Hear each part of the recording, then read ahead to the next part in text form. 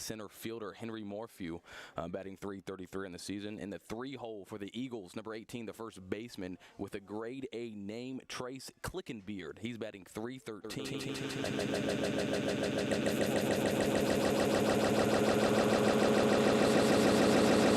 Batting 5th, number 8, the shortstop Grant Burns. He's batting .211. Then 31, the designated hitter.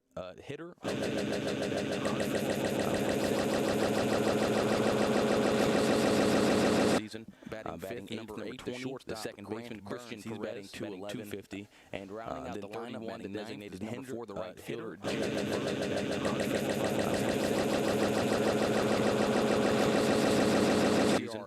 Batting on the season, 18, the second baseman Christian. He's batting .250. Strikeouts on the season, the designated number 4, the right fielder.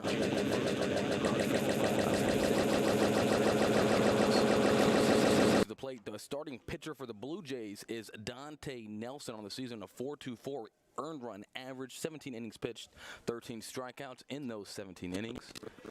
Blue Jays as a team has had a very solid season on the bump, as their team ERA is .298, has been their strength in the early part of the season. Nelson, the southpaw from the windup, as Linson, the right-handed batter, stands in there. Ball caught on the outside corner, first pitch of the game. Temperature at game time, 53. The wind is blowing out to left center. Should be a factor. It's a very strong wind this afternoon. Beautiful day here in Hillsboro, especially for late February, as a strike called on the outside part of the plate. Count goes to 1-1.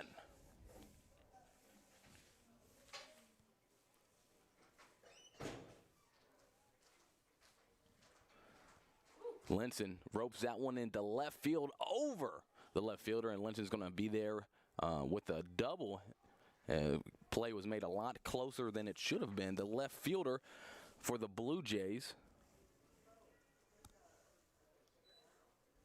Now batting number 28, Henry Morphew. Joey Witkowski with a great throw. He played that carom off the wall really perfectly. But a leadoff double for the Eagles, has a runner in scoring position right out of the gate. Coming up to the bat for the Eagles is number 28, Henry Morphew.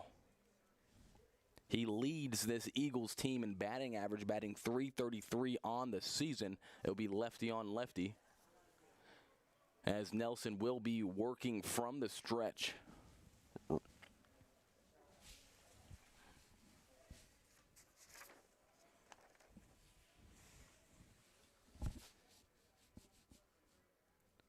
Nelson looks the runner back.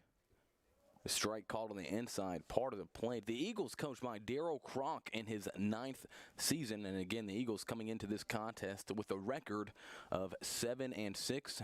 Neither team has played a conference game. This is the opening weekend in KCAC play. Nelson looks the runner back again. Breaking ball, beautiful pitch, as Morphew fouls it off to the left side.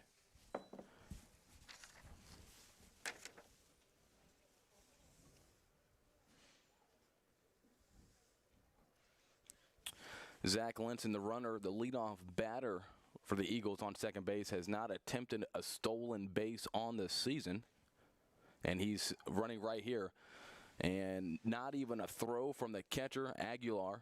And there's a runner on third with nobody out. 1-2 count here in the top of the first inning. A good start for Avila.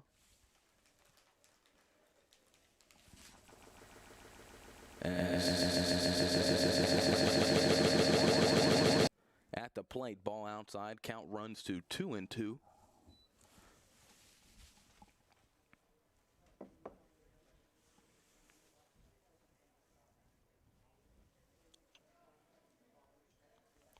In those 17 innings pitched on the season, Dante Nelson has given up 17 hits, as Morphew fouls out one off down the first baseline.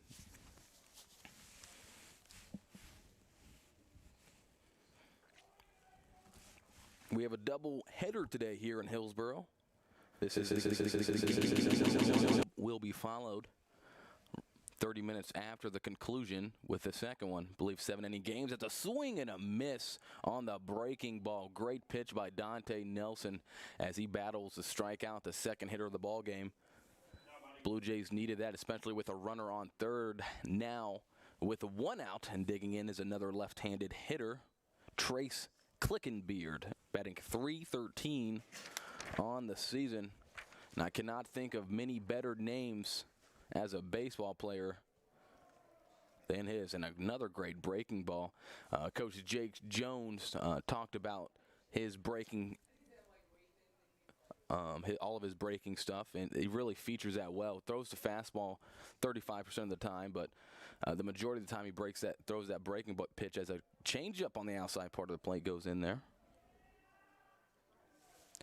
Clickenbeard has a home run and 11 runs batted in. Those 11 runs batted in lead the team. Has a great opportunity here for the Eagles as Josh Jones, the Blue Jays first baseman, plays on the grass. The rest of the infield plays straight up as a swing and a foul back there. Just to fight that off. Another breaking pitch from Nelson has that. All of his breaking action going really well to start the game outside of the leadoff double, which was on a fastball.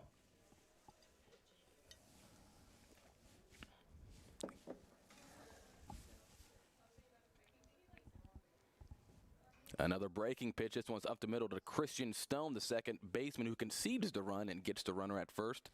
So there is our first run of the ball game. Avila strikes first in the top of the first. 2 outs here. Nobody on base as the third baseman, Hunter Reed, steps to the plate to clean up hitter, batting .269 on the season.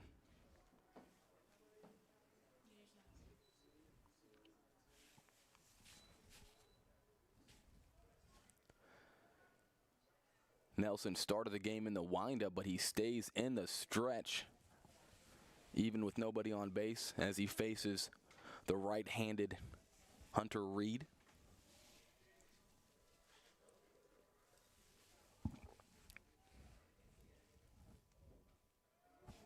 Two balls, no strikes is our count.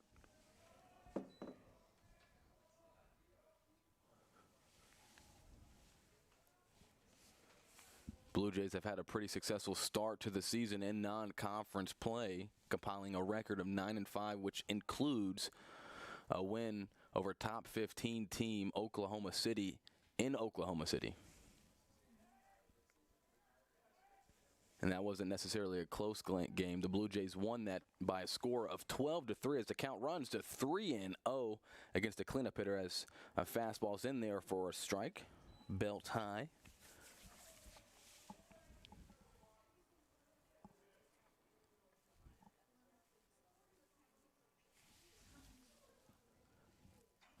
That ball's roped down the right field line. It's slicing, and it's going to stay fair, just fair. Played off the wall. And with a stand-up double is going to be Hunter Reed. That ball was slicing towards foul territory, but right at the line and at the base of the fence stayed fair, and Hunter Reed is in for the second double of the first inning for the Eagles.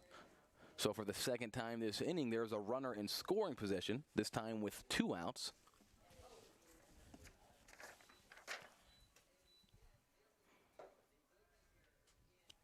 Kelsey Weems has got the start in right field, played that ball off the base of the fence. Grant Burns, the shortstop, at the plate for the Eagles. Burns is batting .211 on the season.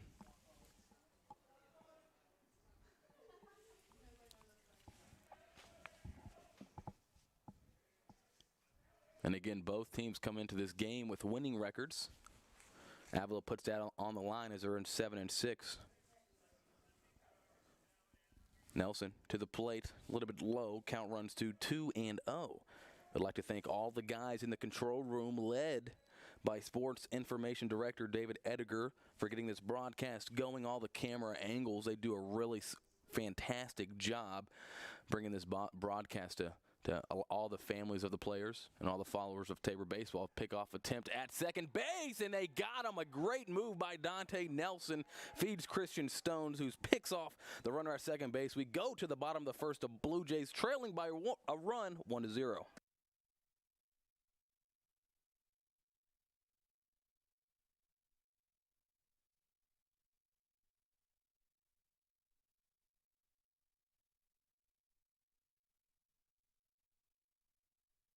And as you see right here, great move by Dante Nelson, feeds Christian Stone and put it right in the right spot.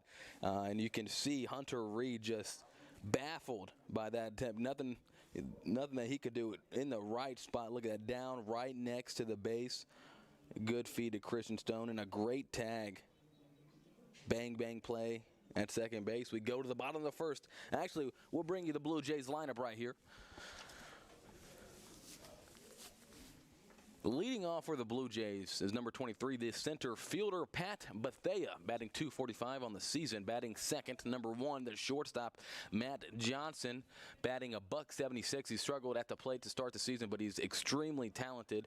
The senior out of Wichita. Batting third is Christian Stone, the North Carolina native. Had a really great year last year, batting .188, but does lead the Blue Jays in runs batted in with 11.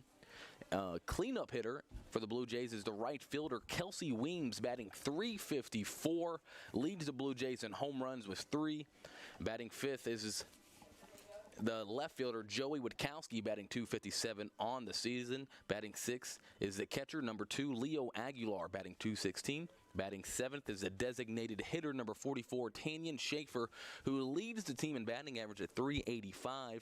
Batting eighth is the senior number 33, the first baseman Josh Jones, batting .167. And rounding out the lineup is Drake Gerard, number 13, the third baseman, the Midlothian, Texas native. And here is Pat Bethea stepping in for the Blue Jays.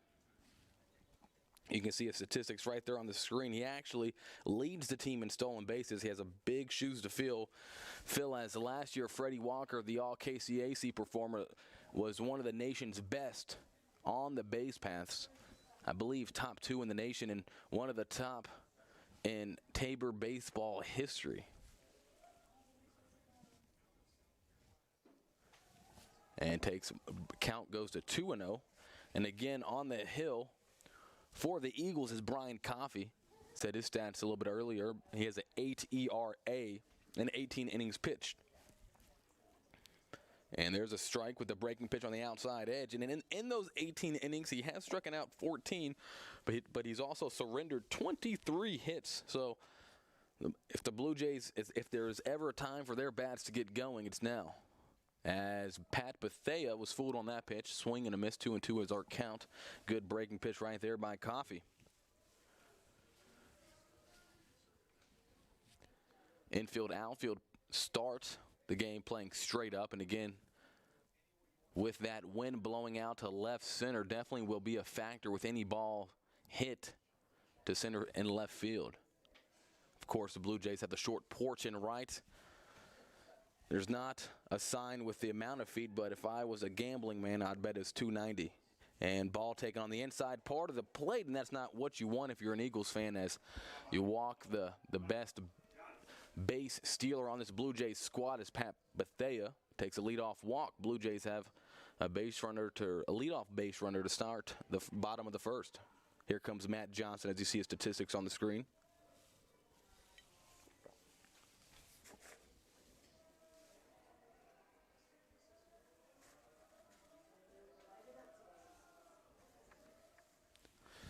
Even though Matt is batting .176, he has a .364 on base percentage. Does have a good eye at the plate, walks quite a bit as he takes that breaking pitch in there for a strike. Bethea takes his pretty big lead off of first. Pickoff attempt, a little bit late by Brian Coffey, trying to keep him honest.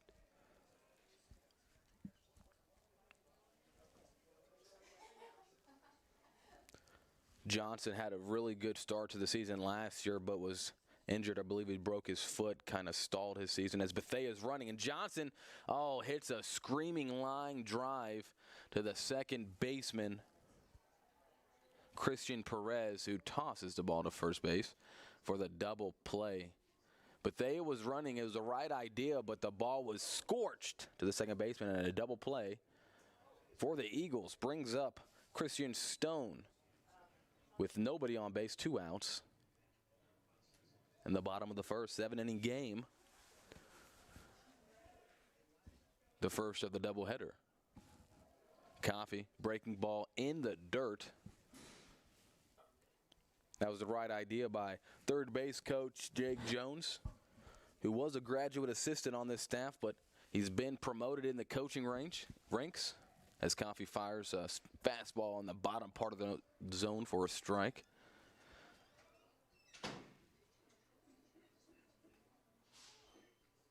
One and one is our count. 2 outs as Coffee, another breaking pitch. This one in the dirt. Good eye by Christian Stone.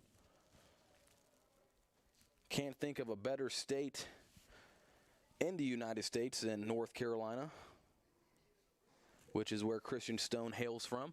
From the windup Coffee, another breaking pitch. Man, he's throwing nothing but breaking pitches right now in 2 and 2. Twos across the board. 2 outs, 2 balls, 2 strikes. Avila scored a first inning run to start the contest.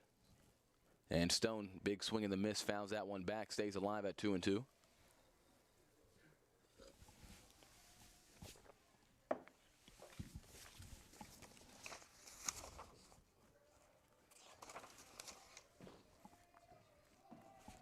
From the windup, Coffee. Fastball, a little bit high count, runs full to Stone. Last year in 2019, Christian had 7 home runs. As he pops this one up, let's see if the wind plays tricks with this one. The catcher running out there, third baseman calls him off. Nice play right there by Hunter Reed.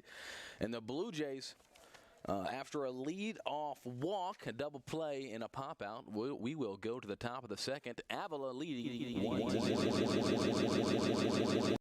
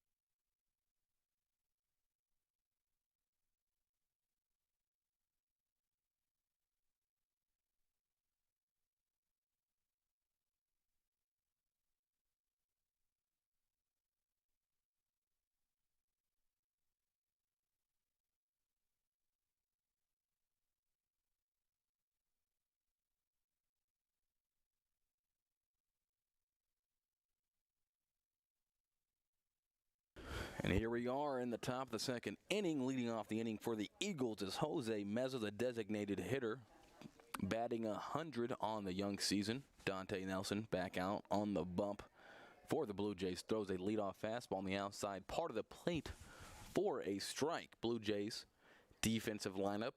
Infield plays them straight up. Outfield shifted slightly to opposite field as this ball hit to the hole. Matt Johnson, great backhand, throws across the infield and scooped out of the dirt by Josh Jones. Great play all around from this Blue Jay defense. And Coach Mark Stanford has really said that, you know, the Blue Jays pitching has done really well in the season with the 2.98 ERA, but a big part of that is the defense has been playing extremely well behind the pitchers. It's going to give the pitchers a lot of confidence to go out there and throw their stuff, knowing that they have a really solid defense behind them. And Matt Johnson ranged into the hole with the backhand, and a great play on the receiving end from Josh Jones to scoop it out of the dirt as the first pitch is in there for a strike. That one, another curveball from the southpaw Nelson.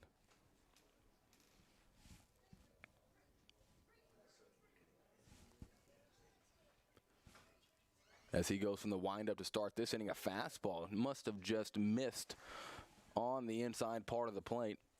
A pretty good crowd here for opening weekend. This is the first home game for Tabor Colleges. They've been on the road for their first 14 games of the season. And when you think of Kansas in February, you do not think of this type of weather. We have been really blessed to be out here with weather in the 50s and sun shining. But, of course, the Kansas wind is howling, and again, towards left center. As the count goes to 1-2, as Jerome McKenzie, the left fielder, batting .300 on the season. Steps in the right-hander. Another breaking pitch, a good pitch right there. Almost a foul tip. Aguilar could not control it, but count remains at 1-2. McKenzie for the Eagles. In this lineup, he's third best batting average, I should say, at 300.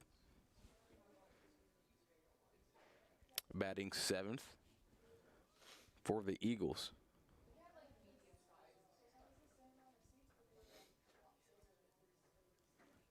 Beg your pardon.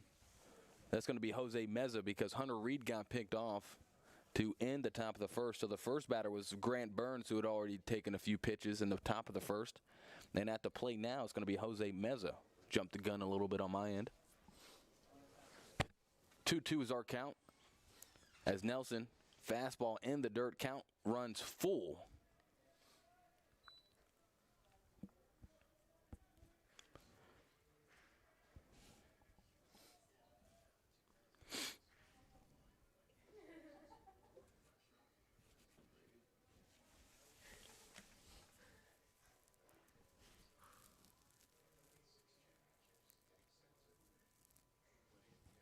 Fastball high, leadoff walk for the Eagles. Second inning in a row that the leadoff batter has reached for Avila. This time via the walk. Now Jerome McKenzie coming to the plate, batting 300, playing left field.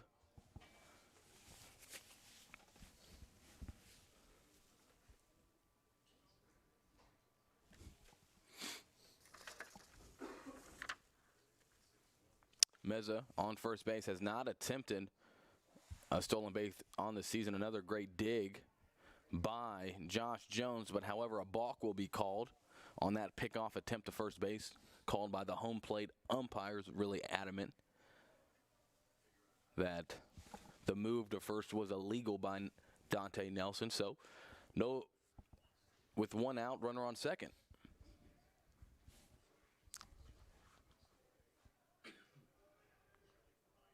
Nelson from the stretch has already showcased a quality pickoff move to second base as that one is fouled back by McKenzie. Count goes to 0-1.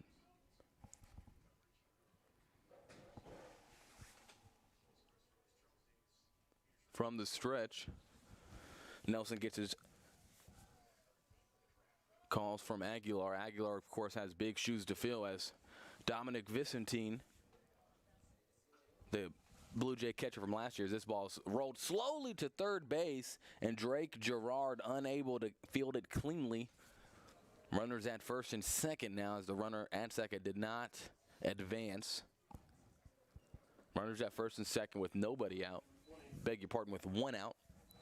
As number 20, the second baseman, Christian Perez, comes to the plate.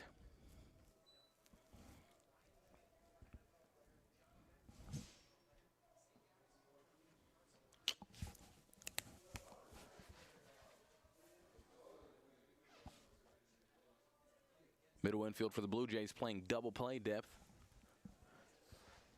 As Perez comes up at a big spot for the Eagles. Fastball on the outside part of the plate, called a strike. Second inning in a row that the Eagles have threatened with runners in scoring position.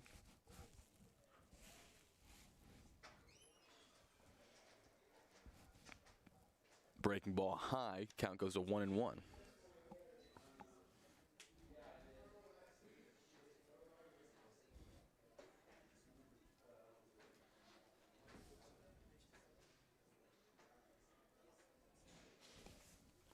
From the stretch with runners on first and second now. Sun gleaming down as Nelson takes a step off the rubber to look back, the runner at second.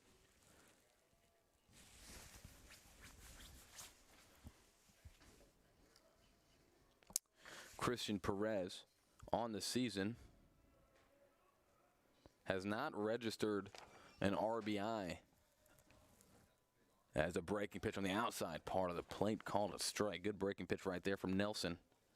So great opportunity for Perez to pick up his first. He actually only has 8 at-bats on the season, just his 4th game starting for Perez. as Nelson looks to run her back at second, and that ball is going to be poked down the line, just foul. Count remains at 1-2. Another breaking pitch right there from Nelson. Had him leaning, but good bat discipline by Christian Perez to foul that one off.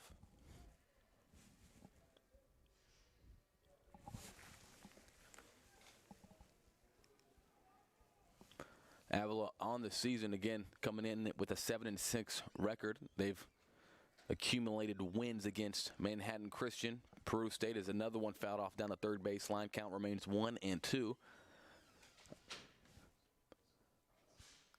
I believe they lost the first 3 or 4 games to start the season, then rattled off 5 in a row, did Avila. And now the record coming into conference play at 7-6. And of course, the Blue Jays 9-5 rattled off wins against the aforementioned Oklahoma City, also down in Texas against Our Lady of the Lake University and Jarvis Christian, amongst others, as count goes to 2-2 with the ball in the dirt, 1 out.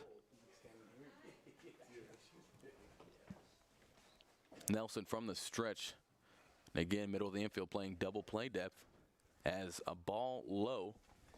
We want to sit there real quick. Just sit down. The payoff pitch coming up from Nelson. Just hand me that. You don't need it. Oh, good. Unless you want to talk. Nope. Hold that. 1 out. Hold this down for me. Nelson from the stretch looks in, gets the call from Aguilar. Breaking ball low, ball gets past. I think the ball actually hit Spencer, you hear me? Christian Perez. And the bases will be full here in the top of the second inning. And the legendary coach Mark Standiford going out to say a few words to Dante Nelson.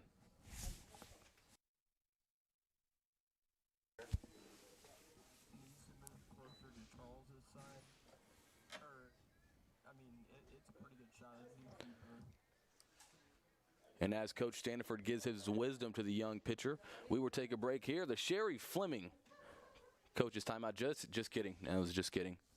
Coach Standiford made a quick trip to the mound as the Blue Jays go back. Bases loaded. A big spot here for the young Dante Nelson as the Eagles are threatening with the bases loaded, 1 out. And coming to the plate is Jake Verdon. Batting a .185 on the season is the right fielder. Coming up in a big spot for Avila. Lefty on righty matchup. All right, thanks. Still sitting there? As Aguilar gets the pitch call from pitching coach Andy Davis from the dugout, the Blue Jay dugout, as a fastball bottom of the zone called strike. Big first pitch right there with the bases loaded. You always, that first pitch is always huge. And it's interesting now that Nelson is going to be going from the windup, had been going out of the stretch with runners on third. Breaking pitch a little bit high, count goes to 1-1.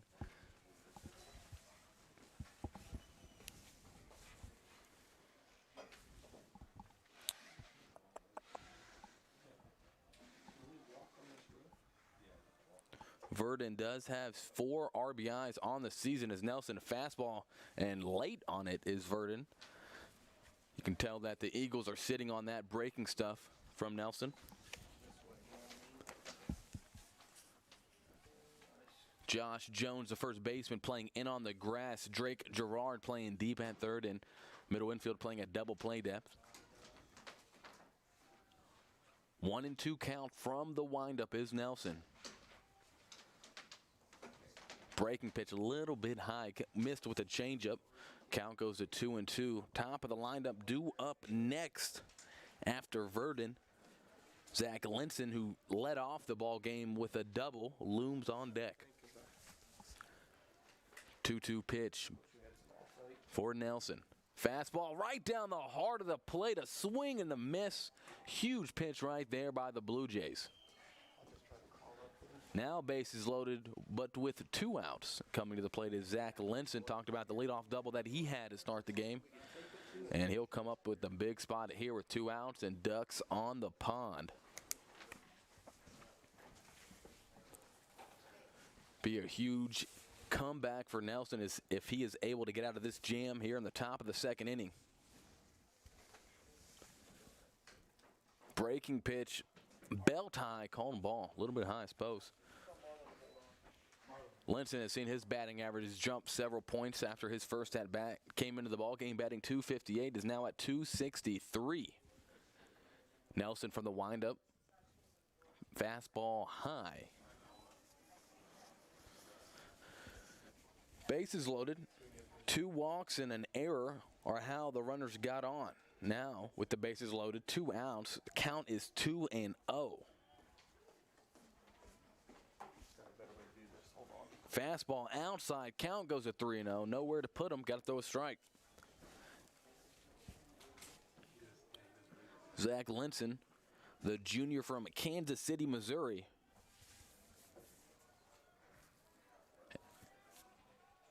And here is Nelson's 3-0 pitch. And a swing and a fly ball hit fairly deep to left field. But Witkowski has a beat on it, and he's able to catch it in the track. 3-0 count. Linson had the green light and flied out to the track. No damage done here in the top of the second inning. A lot of action. We go to the bottom of the second. Blue Jays trailing 1-0. We'll take a short break.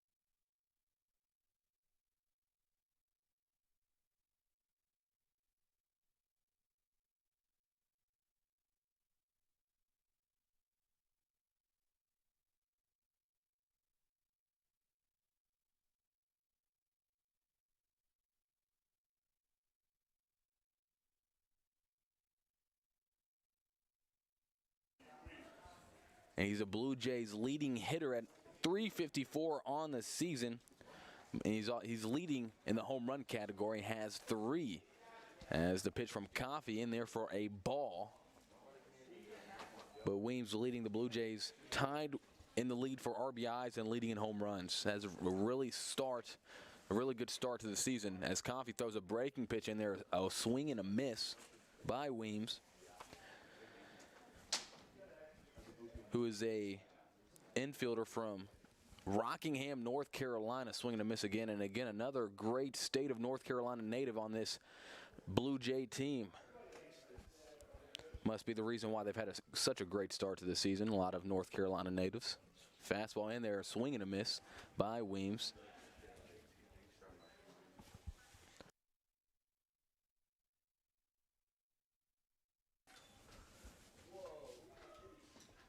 One out here in the bottom of the second inning.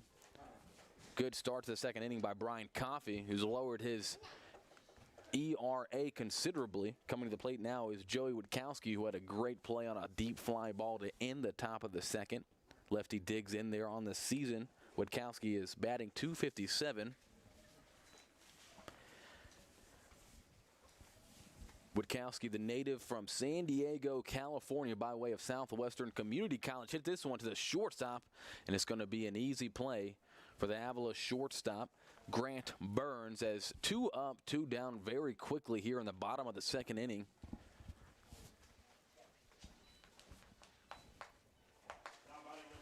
Now the catcher's coming to play, number 2, Leo Aguilar. Leo batting .216 on the season. Leo's a Arlington, Texas native by way of Cedar Valley Community College. His first season with the Blue Jays. Takes a fastball right down the heart of the plate for a strike. Hey, Spencer. Do you have another Infield and outfield play him straight up as Coffee goes from the windup. Okay. Is it okay, or does it need to be moved a little bit, or? I do not have first base in the picture itself. It needs to go a little to the right. I do have the shortstop in the picture there. Okay, it should go down on the inside. Fastball just missed on the inside corner. Count goes to 2-1. The frame I have is none of first base, the shortstop, and Ball taken on the outside part of the plate. second base to the right. So it won't even show the second base. Aguilar has a really patient approach. He's tied for the lead for the Blue Jays with 8 walks on the season. His on-base percentage is .354. Hey, hold on. Go to it real quick with him on. Now Aguilar is a team leading 9 walks on the season, and he's going to have a pinch runner coming in. It's going to be Brandon Riggles That's good. coming in to run for Aguilar, courtesy runner. And Riggles, If I can. another California native and also another Southwestern Community College alum, as well as Joey Witkowski, both first-year players for the Blue Jays. Number 44, Tanyan Schaefer, the Blue Jay leading hitter via the average on the season at .385. Coming up with 2 outs, Blue Jays could use a big hit here as pickoff move to keep Riggles close on first base.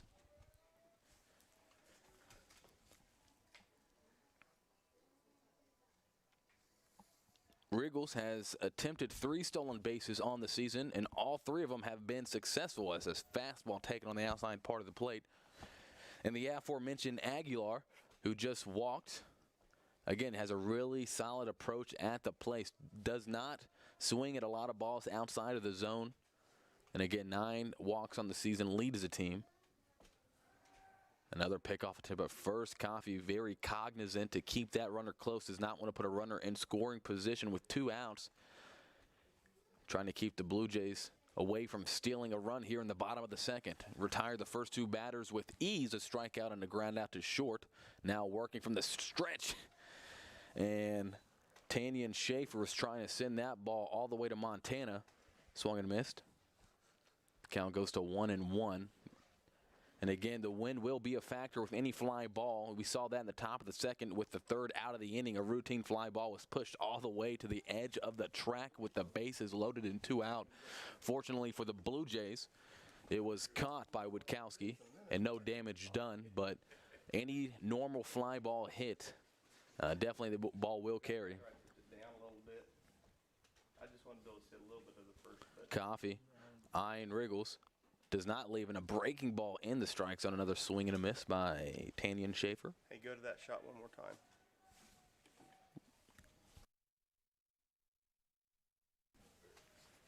Now it needs to go up a little bit. Okay. Coffee from the stretch. He's on another pickoff attempt. This one in the dirt. A great stop by the first baseman. Trace Clickenbeard to keep that one from going all the way to the fence and allowing Riggles to move up 90 feet. 1-2 count, 2 outs here on the bottom of the second. And a breaking pitch is going to hit Tanyan Schaefer. Now runners on first and second for the Blue Jays with Josh Jones, a veteran, coming to the plate. Josh has 4 RBIs on the young season. A great time right now to add to that total.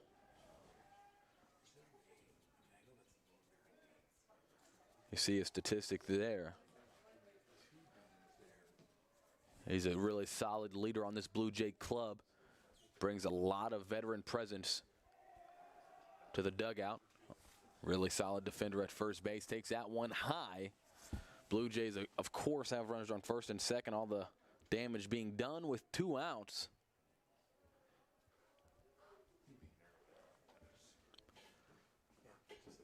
Coffee from the stretch. Fastball high. Count goes to 2-0.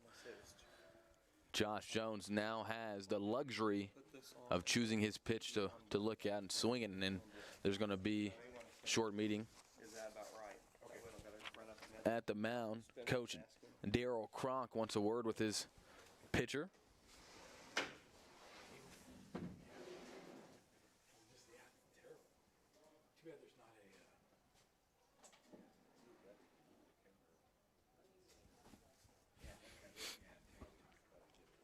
Brian Coffey is just a sophomore out of Dix Hills, New York.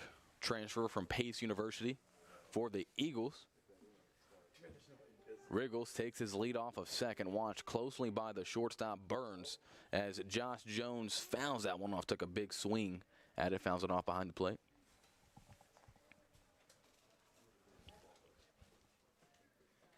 Spencer's that better? It is. Let me put it up real quick. Coffee from the stretch getting his pitch from his catcher. And ball outside, fastball.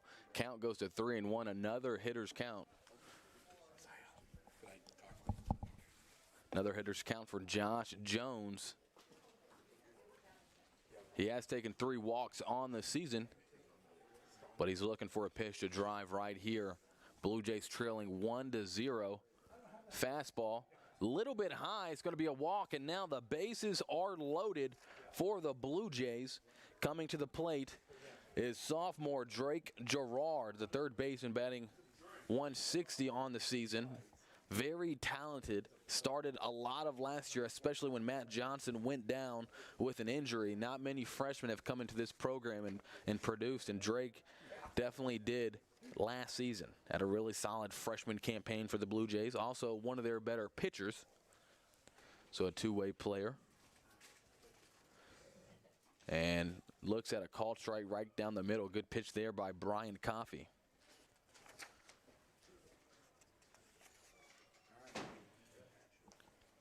Last season, Drake batted .273 as a true freshman, had a home run, 6 doubles as Coffey.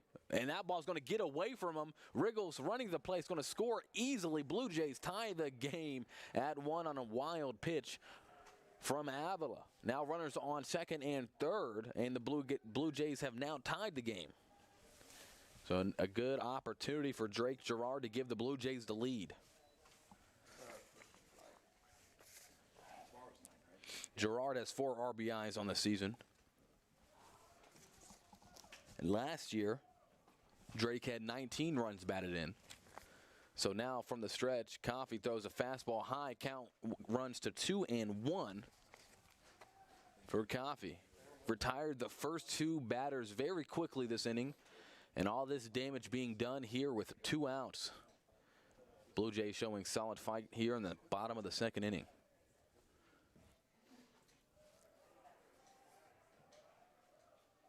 All this being done without a hit registered for the Blue Jays. A couple of walks, hit batsman, wild pitch. True definition of manufacturing runs.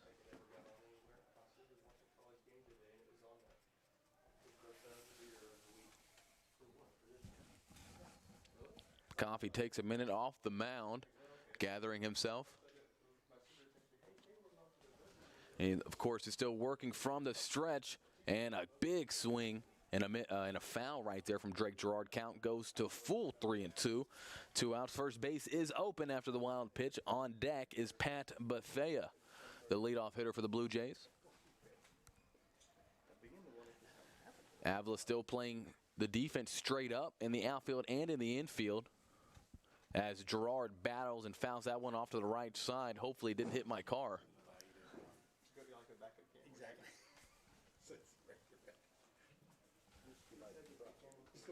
Tanyan Schaefer on third base, and the speed demon, Josh Jones, at second. Last season, there was a wild pitch And Josh Jones not only advanced to second, but showing off his sprinter speed, advanced to third as this one's hit deep into the gap, and it's going to be off the top of the wall in right field. 2 runs are in for the Blue Jays. Gerard racing towards second base, diving in there with the double, and that was a huge hit. Almost left the park in right center field, hit the very top of the wall, and the Blue Jays now have a 3-1 lead. Drake showing his power, going oppo, as you see right there. Great patience on that breaking pitch, sending that deep to right field. Good replay work by our guys in the booth. Spencer Matlock helping out in the control room. Pat Bethea now up, the leadoff hitter for the Blue Jays. He walked in his first plate appearance. Takes that one in there for a called strike. Jake Gerard needed that hit. Had been struggling at the plate, and it's always good to come home. Blue Jays love hitting in their home park. As Gerard takes his lead off a second. And Coffey now reeling after the first 5 hitters in order after a double play in the first inning. And then he just ran into trouble here with 2 outs in the second. 3 runs have all scored, all 3, and all base runners with 2 outs. And Bethea pops this one up, and the third baseman, Reed, is going to be able to catch that one to retire the inning. Damage is done, though, here in the bottom of the second. Blue Jays score 3 runs, and they now lead 3-1. Take a short break. We'll be back in about a minute.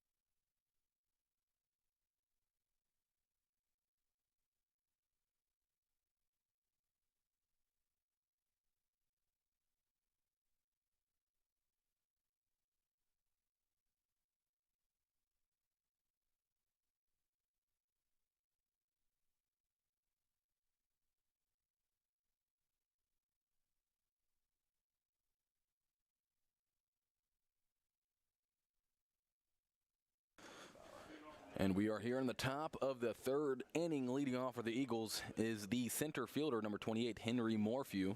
Struck out in his first plate appearance. Dante Nelson still on the bump for the Blue Jays as he fires that one in there, fouled off to the left side. Right here. 0-1 is our count.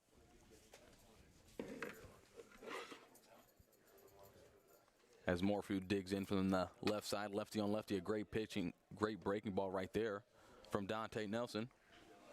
And I'm joined now by third base coach for the Blue Jays, Jake Jones. Jake, how you doing today? Doing all right. That was a good. Doing a little better now that we scored a couple. Yeah, I was going to say that was a good rally you guys had in that last inning. So I just want to talk to you a little bit about the season so far. You guys come in 9-5 record today.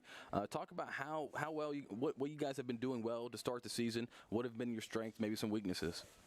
Yeah. So to start the season, pitching wise, we've done really well. And at the box, it's been quite the opposite, especially to start the season. And but it was really good to see the pitchers kind of, take that upon themselves to just, do well up there. And that's kind of a usual thing. Bats usually start out slow, and I mean it's the pitcher's job to take over right there. So, anyways, yeah, that's definitely been our strength so far. And then, but yeah, as of late though, our bats have started to come around a little bit, so that's really good to see.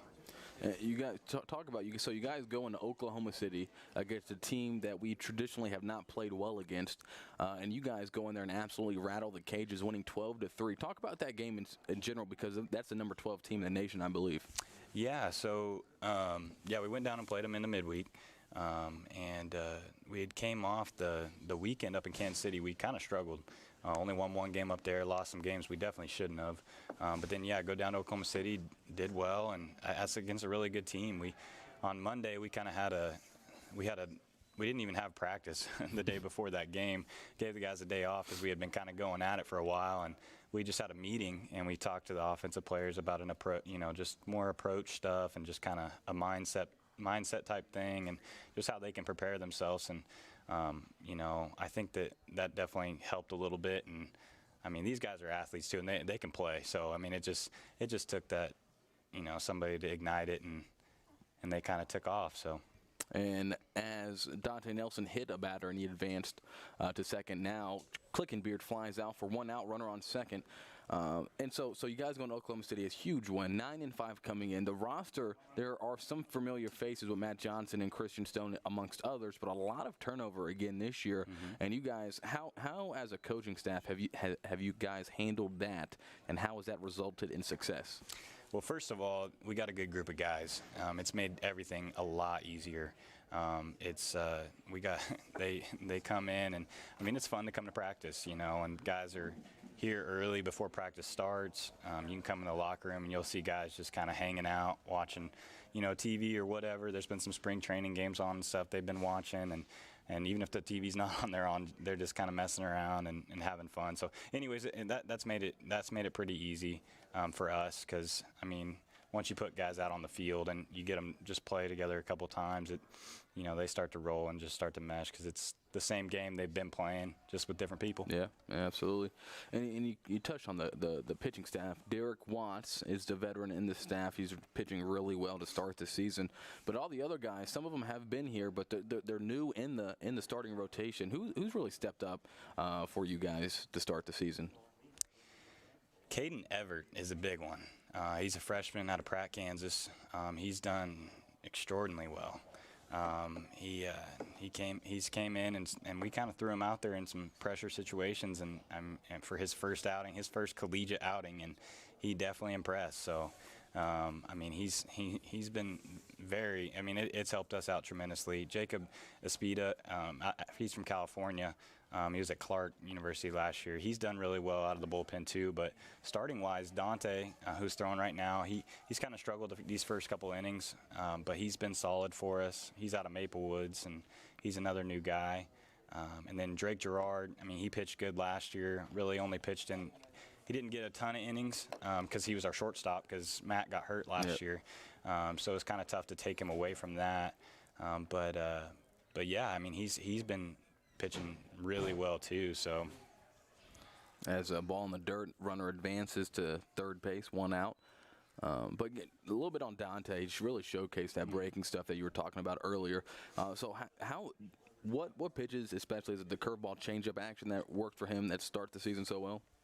Yeah, his curveball's good. I mean, lefties, it's very tough to hit him if he's got that curveball going, because I mean, it's definitely above average. And if he can show that, and what he's done so far this season, which he's kind of today he's kind of struggling just throwing strike one. He's getting behind guys, and today with the wind blowing out, you have to have strike one, because guys are going to get hits, but you need to stay ahead of them so they don't get in those hitters counts and get comfortable. But as a pitcher, you start to think like, I got to be perfect here and there and whatever, and it kind of gets to you a little bit. You just got to go right at these guys, and if a fly ball blows out of the yard, it blows out of the yard. But no, I mean, just on his stuff, he's got good stuff. So I mean, if he just gets ahead of guys, he will get deep into games, and he'll do well. So. And kind of changing subjects here, as runners on first and third, 1 out, so double play ball in order here. So the outfield total turnover, you got Joey Witkowski out there in left, Pat Bethea in center, and then Kelsey Weems in right field. So total turnover from last year. Defensively, how have they played? How have they been able to step up? This team right here altogether is one of the best defensive teams we've ever had here since I've been here, and Mark would say the same thing. They can flat out play out there. Kelsey, he actually hasn't played outfield that much in his career. We kind of just put him out there because Josh is really good defensively, and just kind of just trying some new things out. And anyways, we threw him out there, and the dude's just an athlete, and he's there you go. As a swing and a miss, couldn't check his swing was the batter. Grant Burns, a solid sequence there by pitcher Dante Nelson with 2 outs now, runners on first and third. Yeah, so anyways, yeah, they're very good defensively. I mean, all 3 of them are just very good athletes. You put them in any sport, they're going to excel in it. They can go get the ball in the gap. They all have strong arms, and they just get after it out there. And then, I mean, infield wise too, we can flat out pick it. So. Which gives you, because early on in your collegiate career, you were a pitcher, so that has to give you, from a pitching standpoint, a lot of confidence at the mound, knowing that you got guys behind you that are going to play really well, and you can just pitch your stuff. Yeah, absolutely. It's definitely been part of our pitching numbers being pretty good this first part of the season. I mean, there's been some balls that. All of our outfitters have gone to go make just crazy catches, and we're turning double plays very, very well. And a double play is just as good as a home run, in our opinion. In fact, maybe bigger. I mean, it just kills the inning, and it's a pitcher's best friend, they say. And it really is big time. I mean, it just gives you that much more confidence as a pitcher. Yeah. And it's huge last year because the Blue Jays, Freddie Walker was in center field. He was a pretty elite NAI center fielder. And just to be able to replace him with Pat Bethea and the rest of the outfield is pretty remarkable. Yeah. Freddie was very good. Freddie was very, very good out there, and Pat's right there with him. So. Count runs to 3-1 here with 2 outs against the designated hitter, Jose Meza, for the Eagles. Runners on first and third, of course. And speaking on this game, so we only got 1 hit. Drake Gerard, his approach to start the season, only batting $160, but that was a huge hit, almost sailed out of here. How big is it for him, who makes a great play there at third, to get going at the plate? Yeah, speak of the devil right there. That was a good play, but no, that got us going, and he's going to come around. He will. He's still young, too. I mean, everybody forgets that he's still a sophomore. Yeah. I know he played every day last year for us as a freshman, which it doesn't happen much for us. In the past couple of years, it hasn't happened. And, it's just he's going to be fine. He treats the game just like a veteran does. And, I mean, he doesn't let his highs get too high and his lows get too low. His composure's really good, and that's what helps him on the mound, too. But he'll be just fine. And so, Jake, appreciate you coming up here. I know you have to get down to third down. Yep. The Tabor legend turned coach. I appreciate you coming up, man. Yeah, you're welcome. And so, the top of the third innings, Blue Jays. The Eagles actually threaten Blue Jays. Don't give up a run, so we go to the bottom of the second. We'll be right back.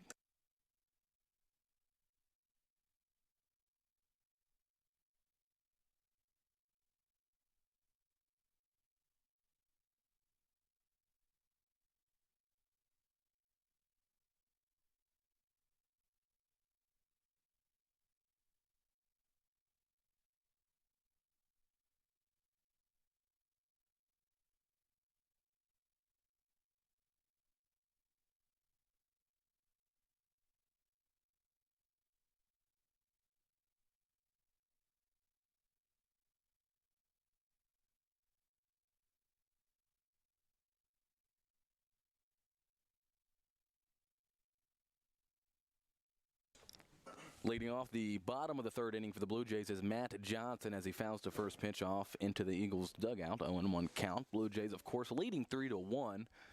And Brian Coffey still on the mound for the Eagles. As Johnson ropes that one to third base, caught by Hunter Reed. Second at bat of the ball game for Matt Johnson, where he hits a screaming line drive. The first one resulted in a double play. That one just a loud out for Matt Johnson. Really unfortunate for the senior. He's been on top of his game today. Just nothing to show for it. 0-2. Now Christian Stone, the 3-hole hitter for the Blue Jays, coming up.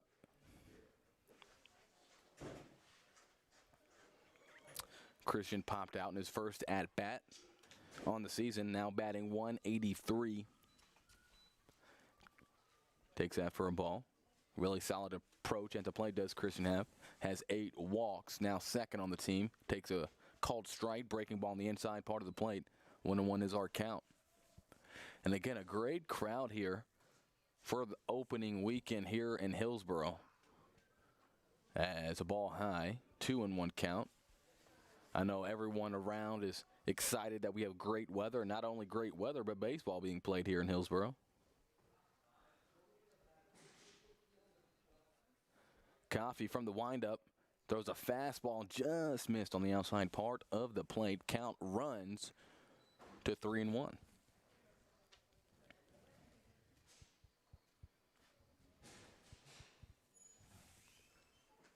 Catcher Zach Linson calls his own game, doesn't get the calls from his coach, which is really impressive for any level of baseball, especially the KCAC. As count goes to full, the payoff pitch from Coffee, a swing and a miss. So for the second consecutive inning, I should say third consecutive inning, 2 quick outs here for the Eagles. Last inning, though, a lot of damage was done with 2 outs as Kelsey Weems comes to the plate, struck out in his first at-bat. You see his stats on the season, really solid year for Weems, batting .354 coming in now. Batting average at .348. Has a lot of pop from the right side, swings and misses that breaking ball. Good pitch by Coffee.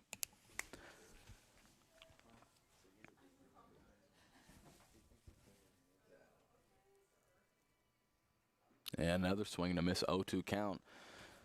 Coffee really throwing a lot of breaking pitches to Weems.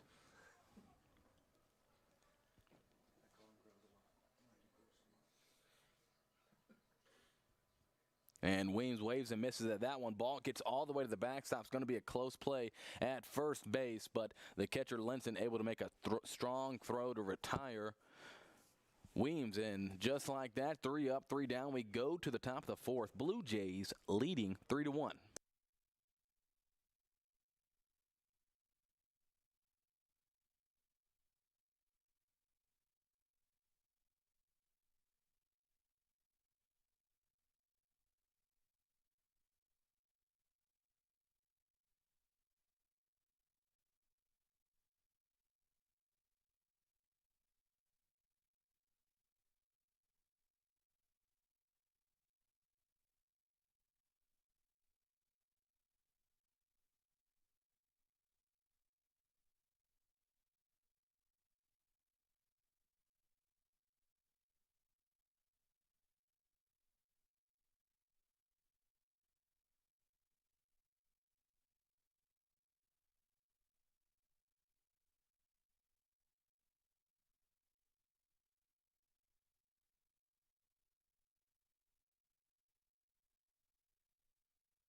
As we get ready for the top of the 4th inning here in Hillsboro. Blue Jays leading it by a score of 3-1. Blue Jays have only registered 1 hit in the ball game, and that was the very big double by Drake Gerard that almost left the park, resulting in 2 runs. They've done a good job being patient at the plate, taking a couple of walks. One of them was hit by a pitch. And Dante Nelson is now settling in. The only run that he's given up is unearned, so he's actually dropped his ERA on the season from 4.24 to 4.05 as he throws that fastball low in the strike zone for a called strike. As number 15, Jerome McKenzie comes to the plate. McKenzie is 0 for 1 in the contest, now batting .296 on the season. Dribbles that one. It's going to be a tough play for Matt Johnson. He's going to be able to throw it. They're going to call him safe on a bang-bang play at first base. Good job hustling down the line by McKenzie. It was a tough play by Johnson. It was kind of in between him and Gerard.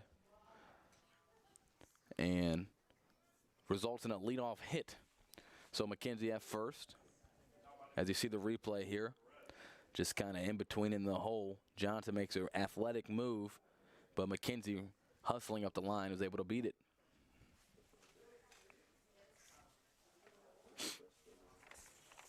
Now Nelson working from the stretch, ball outside. McKenzie on the season does have 3 stolen bases on 3 attempts, so a threat on the base paths.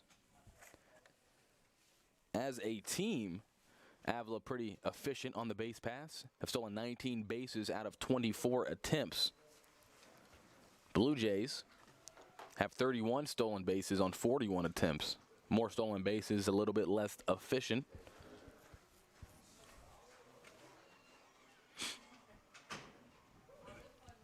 Nelson throws that one a little bit high. Count runs to 3-0 to Christian Perez, the second baseman. Perez walked in his first at-bat. The breaking pitch in the lower part of the zone is going to be called strike. 3-1 now is our count.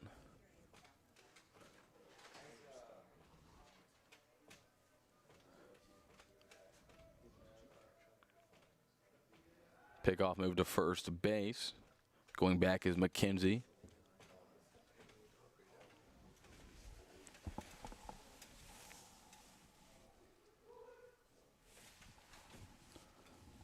From the stretch, another breaking pitch called strike. Second consecutive pitch where Christian Perez thought it was a ball, was leaning towards going towards first, but now its count is full at 3-2.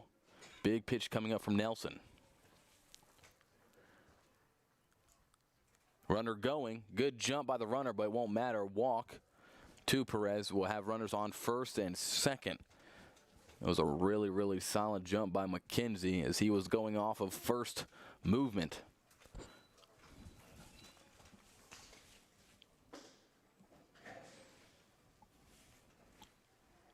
That is Perez's third base on balls on the young season. Coming to the plate now is Jake Verdon, the right fielder.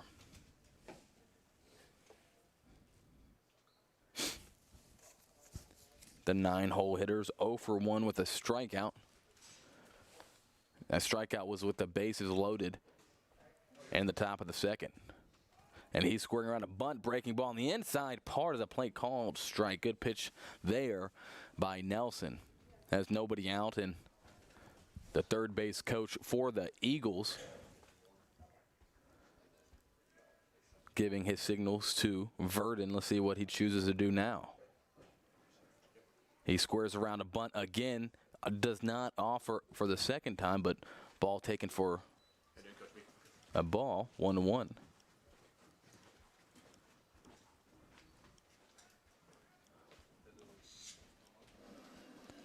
Trying to advance the runners are the Eagles as Nelson from the stretch. Gerard in on the grass, so as well as Josh Jones creeping in. And this one bunted right back to the pitcher as a play at third. And what a good play by Dante Nelson. The presence of mind to make a strong and accurate throw to get the lead runner. So runners on first and second still with one out. And that brings up Zach Linson, who's really showcased his hitting ability today. Led off the game with the ringing double. And in the top of the second, flew out to the edge of the track in left field with the bases loaded. Now comes up with another big spot with runners on first and second, one out, and Avila trailing by 2, 3-1.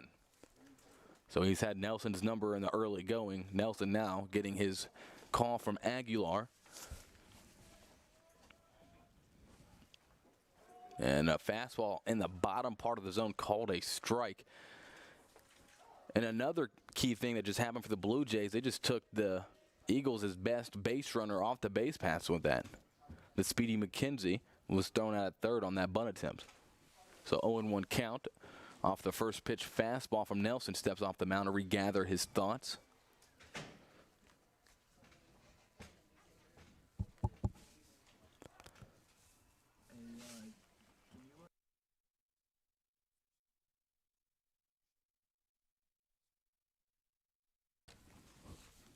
A big wave and a miss on a breaking ball in the dirt. Good pitch selection right there by Nelson.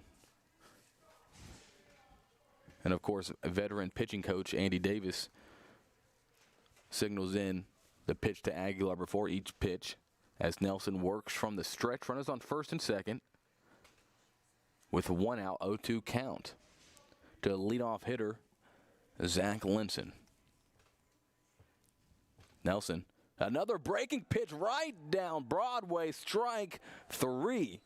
Froze the hitter, and Dante Nelson with a huge pitch now has 2 outs with runners on first and second. Just a couple of batters ago, The Blue Jays had runners on first and second. Beg your pardon, the Eagles had runners on first and second. A bunt attempt and a great play by Nelson to throw to get the lead runner at third. And now Nelson comes back and strikes out the leadoff man looking, which brings up Henry Morphew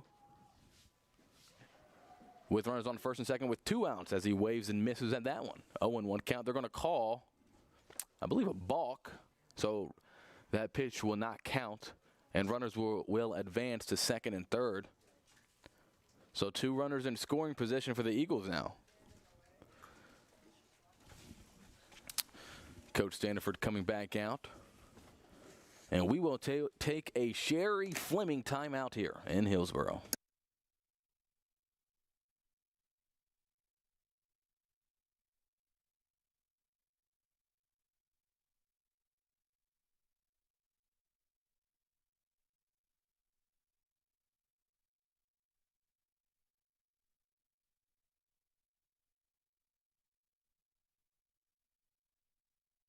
And just like that, we are back. Dante Nelson stays on the mound. Through 3 and 2 innings pitched so far, he has 4 strikeouts, adding to his season total, which is a little bit less than 9 per 9 innings, coming in at 8.23. Showcases a really solid curveball, fastball in the low 80s, as you see. I believe that's Tony Horn pitching, warming up in the bullpen. As from the windup, a breaking pitch taken a little high.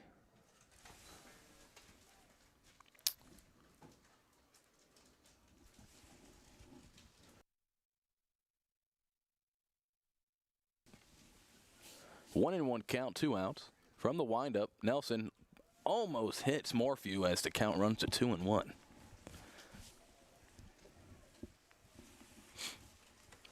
Again, a beautiful day here in Hillsboro. Currently, the weather sitting at a brisk 63. It's climbed each hour today. The game started at 55 degrees. So just a beautiful day here in Hillsboro. As a fastball fired a little bit high, count goes to 3-1. They do have a base open,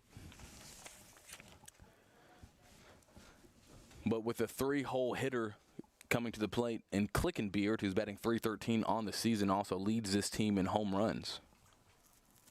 So 3-1 count. Breaking pitch in the dirt will walk Morphew to load the bases, and Trace Clickenbeard coming to the plate.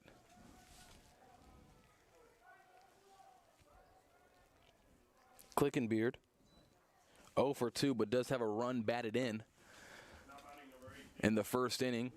Grounded out to Christian Stone, but that scored the runner at third base.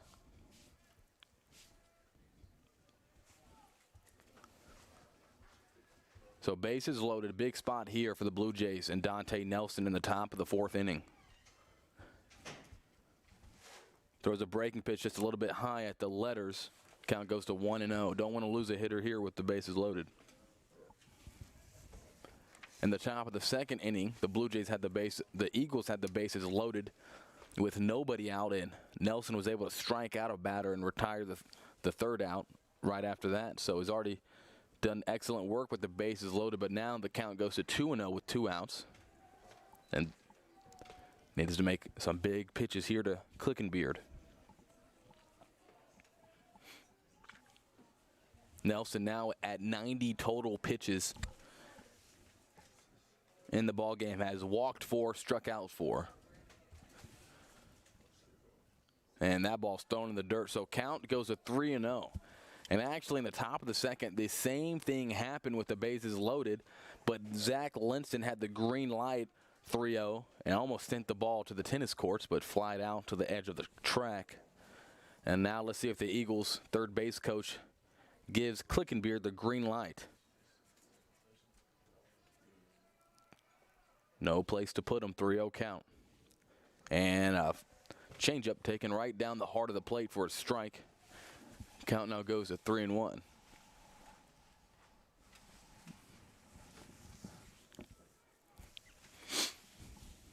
Clickenbeard on the season has walked 5 times, so patient hitter. Swings at that one, fouls it away. So Dante Nelson has battled back from a 3-0 count to make it full. So the payoff pitch coming up from Nelson.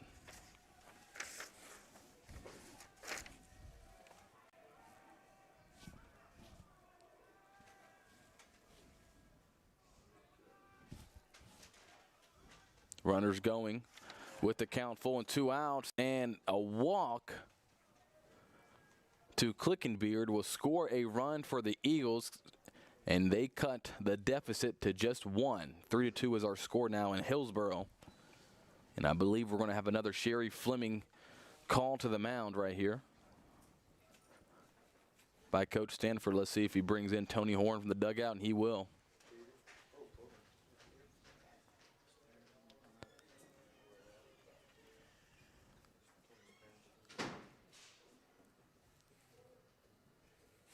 So Dante Nelson goes 3 2/3 innings, gives up 1 earned run, 2 runs overall, strikes out 4, walks 5, and Tony Horn will come to the mound. And as he warms up, we'll take a timeout.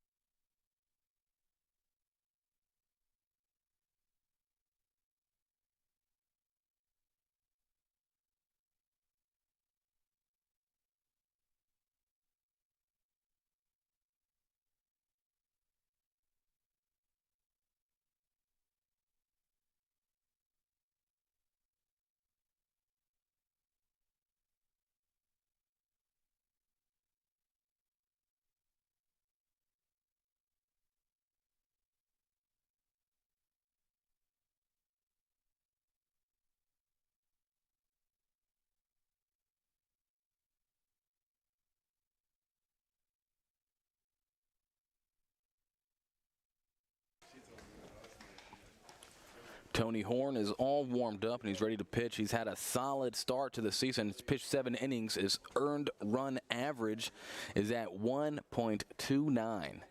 So he's been really solid coming out of the pen. The Muskogee, Oklahoma native. Tony is a senior. First pitch for the windup, fouled off by number 9, Hunter Reed.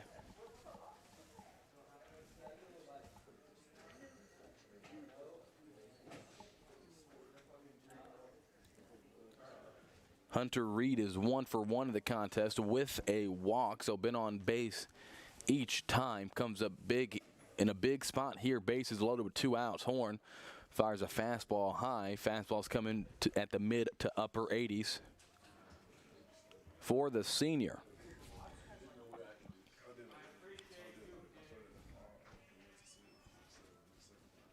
Blue Jays clinging to a 1-run lead, 3-2.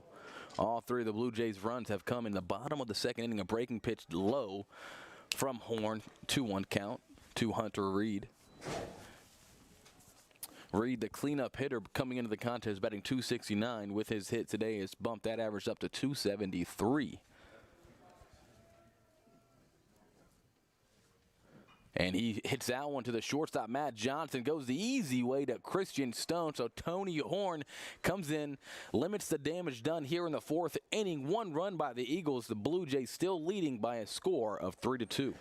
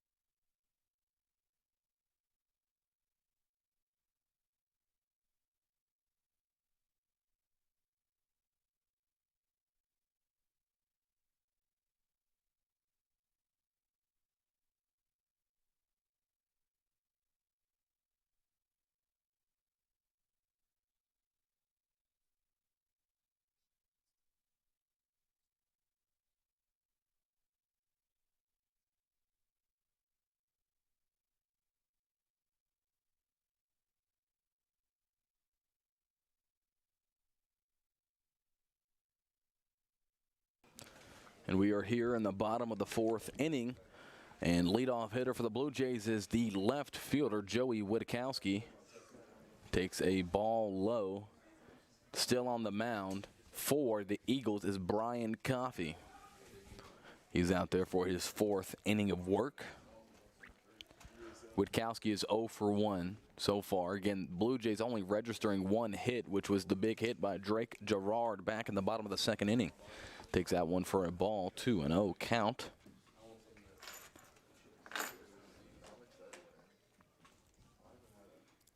On an excuse me swing right there by Witkowski. Didn't mean to, but found it off. It was a ball. Count goes to now 2-1. Brian Coffey on the season in 18 innings of work has walked 9 batters and struck out 14 today so far in 3 innings of work as he throws a breaking pitch low. Count goes to 3-1. 3 innings of work, has thrown 58 total pitches, struck out 3, and also has walked 3. So both teams so far battling throwing strikes. As that pitch on the outside part of the plate, they're going to say it's off the plate. Lead off walk to Joey Witkowski to start the bottom of the 4th inning. Leo Aguilar coming up for the Blue Jays. As you see, that one must have been missed a little bit outside. I'm not complaining, though. As Witkowski takes a walk to lead off the inning. That's going to be Witkowski's 8th walk of the season. Good for 2nd on the team, tied with Christian Stone. As Aguilar steps in from the right side, swings and misses at a fastball on the outside part of the plate. Witkowski has attempted 3 stolen bases on the season, and all 3 of those attempts have been successful. As now Coffey works from the stretch. Pickoff attempt. Witkowski back in plenty of time.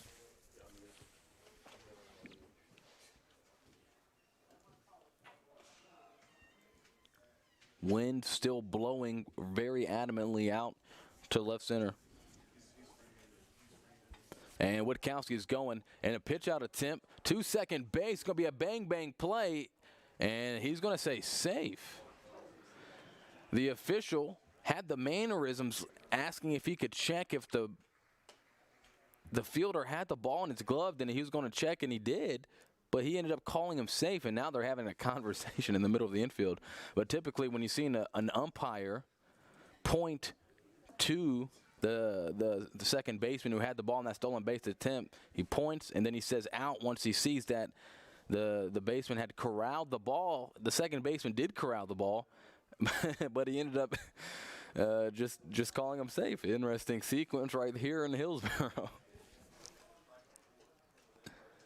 And the Avila coach comes out and just asking what was going on. So it's going to be the 4th stolen base attempt by Witkowski on this season. Never seen that happen before when an umpire points and then he does a complete 180 and calls him safe. Fortunate for the Blue Jays, now have a runner in scoring position, nobody out. And Aguilar at the plate, 0-2 count. And Aguilar swings, and the catcher can't corral it, but throws him out at first base. Almost thought it was a foul tip, but swing and a miss. It's going to bring up Tanyan Schaefer, batting .385, as we talked about earlier on the broadcast. Tanyan did score. One of the 3 runs he scored was hit by a pitch back in the 2nd inning. Now comes up with the runner on second. And it takes a fastball a little bit high right at the numbers.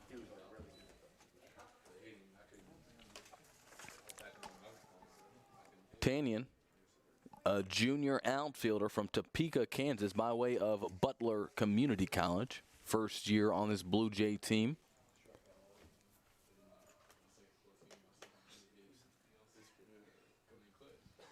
Takes another ball high. And that play at second base on the Witkowski stolen base It was definitely a bang-bang play. Couldn't tell from my vantage point if he was out or safe. It was just interesting the way the umpire and his mannerisms calling him safe kind of fooled everybody here and the sellout crowd in Hillsboro, Kansas.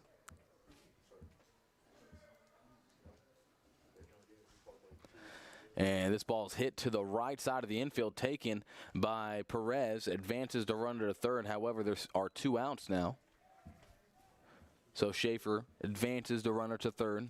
With Kasky now with Josh Jones coming to the plate. Josh walked in his first plate appearance and also scored a run on that Gerard double back in the second inning. Comes up in another big situation here with runner on third.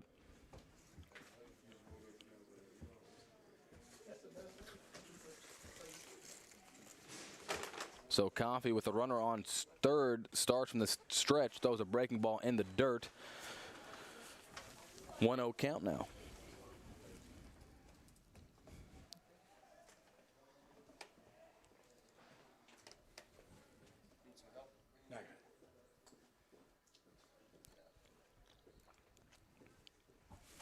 Blue Jays leading 3-2, and through 3 2/3 innings, the Blue Jays have only registered 1 hit, but 3 runs. As that ball a little bit high. Count goes to 2-0.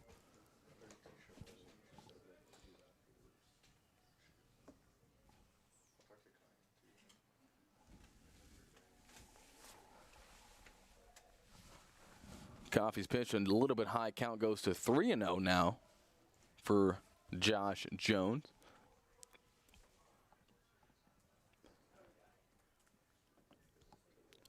The Eagles do have a couple of bases open with the runner on third. Might as well concede a base with the count at 3-0. Don't want to throw a meat pitch as he did right there. Josh Jones didn't have the green light, though, at 3-0. Those 3-1 count now for Josh Jones.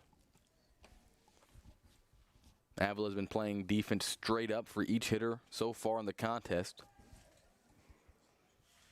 And Josh hits this one up the middle. Good play there. Ranging to his left was the shortstop. Grant Burns makes a solid defensive play right there to save a run. And we go to the top of the 5th inning. Blue Jays leading 3-2.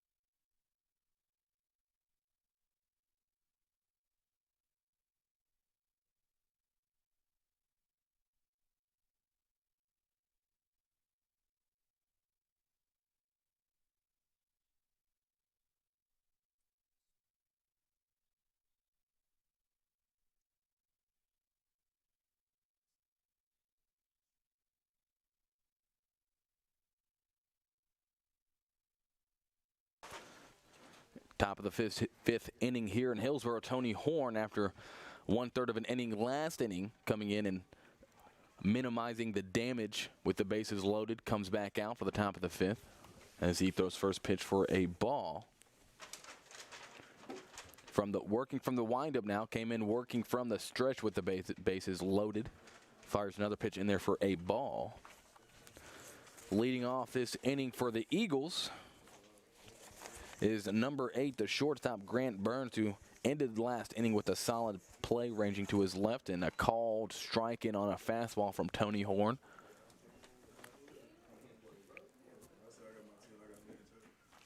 And of all pitchers that have thrown more than 5 innings on the season for the Blue Jays, Tony Horn has the best ERA. As another called strike in there coming into the contest at a 1.29 ERA, has lowered that one just ever so slightly to a 1.24 after throwing a third of an inning last inning. 2-2 count now. This ball lined to the right side into the Blue Jays bullpen. Count remains at 2-2.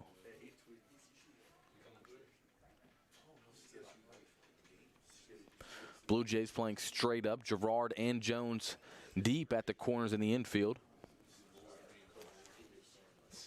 As this fastball is flying to center field, Bethea has a read on it though.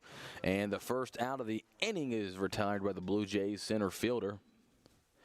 Jake Jones was talking about how really solid the outfield is defensively with Schaefer, Bethea, and Weems out there.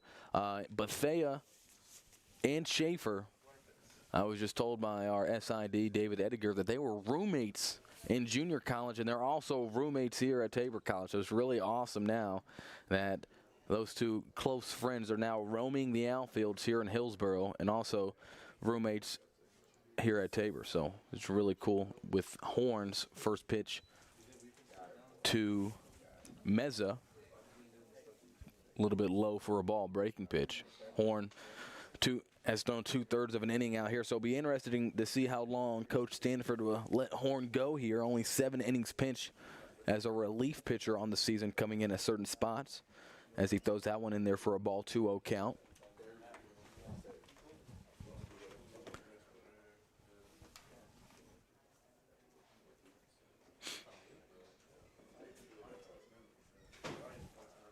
Horn working with the windup. That one called a ball. Must have been a little bit high. Looked like it was at the belt, maybe a little bit inside. So 3-0 count for Horn. In those 7 innings pitched, Horn has only walked 2 batters. He's working with a 3-0 count here. Throws a fastball right down Peachtree. Count goes to 3-1.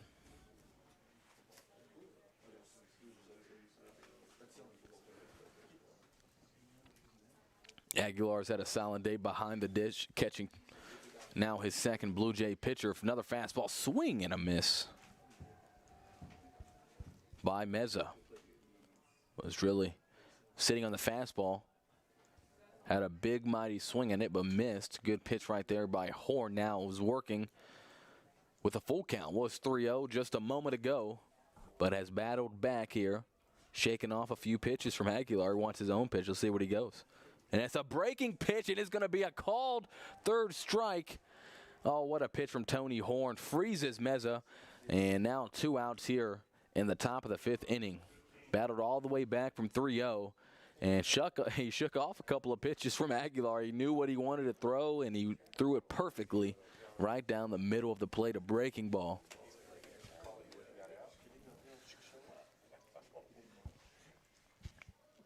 And now Jerome McKenzie, who's been on base a couple of times so far, has a hit, fouls that one off in the first pitch, has an infield hit.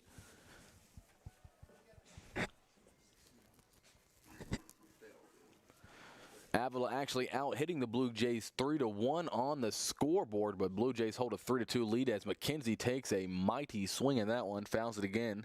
0-2 count. Good pitch selection by Tony Horn. Let's see if he comes back with the fastball. Has thrown 2 consecutive off-speed pitches. Ball's in his court and has an 0-2 count to work with. Shakes off a pitch. Kind of gives that. Okay, I'll go with that one. From the windup now, and he gets him off balance. Ball popped up. Christian Stone calling for it, and he bobbles it, hits it off the top of his head, ricochets into right field, and runners now on first. Count that as an error towards Stone. Almost was a too easy of a pop-up. Kind of took his eye off it at the last second, running towards the Blue Jay dugout. Now there's a runner on first base with nobody out. And any damage done here by Avila would not go against Tony Horn in the scorebooks. Will be all unearned from here on out in this inning. Let's see what happens. This ball's grounded to Matt Johnson. He'll bobble it momentarily, go the easy ray, and it will be called out at second base. Johnson bobbled it momentarily, went to Christian Stone at second, and the hustling McKenzie made it a very close play at second base. An error here in the top of the fifth inning, but no damage done. Good pitching by Tony Horn. We go to the bottom of the fifth inning. Blue Jays leading 3-2.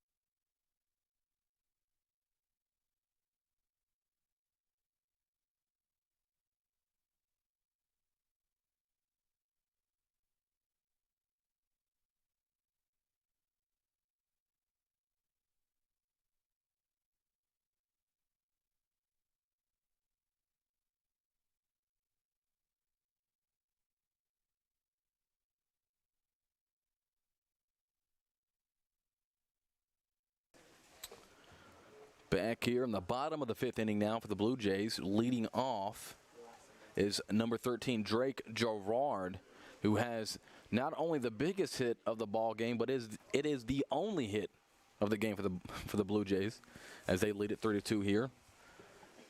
So lineup goes 9-1-2 here in the bottom of the fifth inning as Brian Coffey still on the bump for the Eagles. Ball in his first pitch.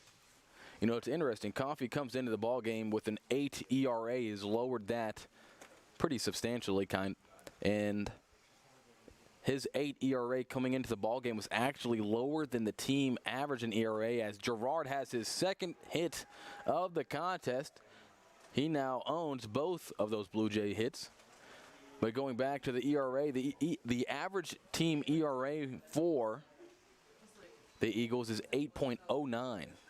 So they have really struggled pitching on the season, but they also come into the contest with a higher batting average than the Blue Jays. They're hitting 250 coming in as a team. Blue Jays coming into the contest hitting 229 collectively.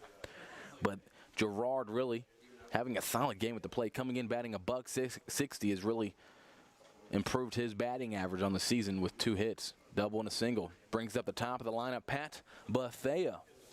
He's 0 for 1, walk to start the game for the Blue Jays. Comes up here with nobody out, runner on first. Would be nice to have some insurance runs here. Only 7 innings in this first of the doubleheader. 2 7-inning ball games. So it's putting that in mind and in perspective, it's pretty late in the ball game. Bottom of the fifth. Pickoff move by Coffey. We'll see how short of a leash he is on coming back out in the bottom of the fifth inning. Hasn't thrown that many pitches.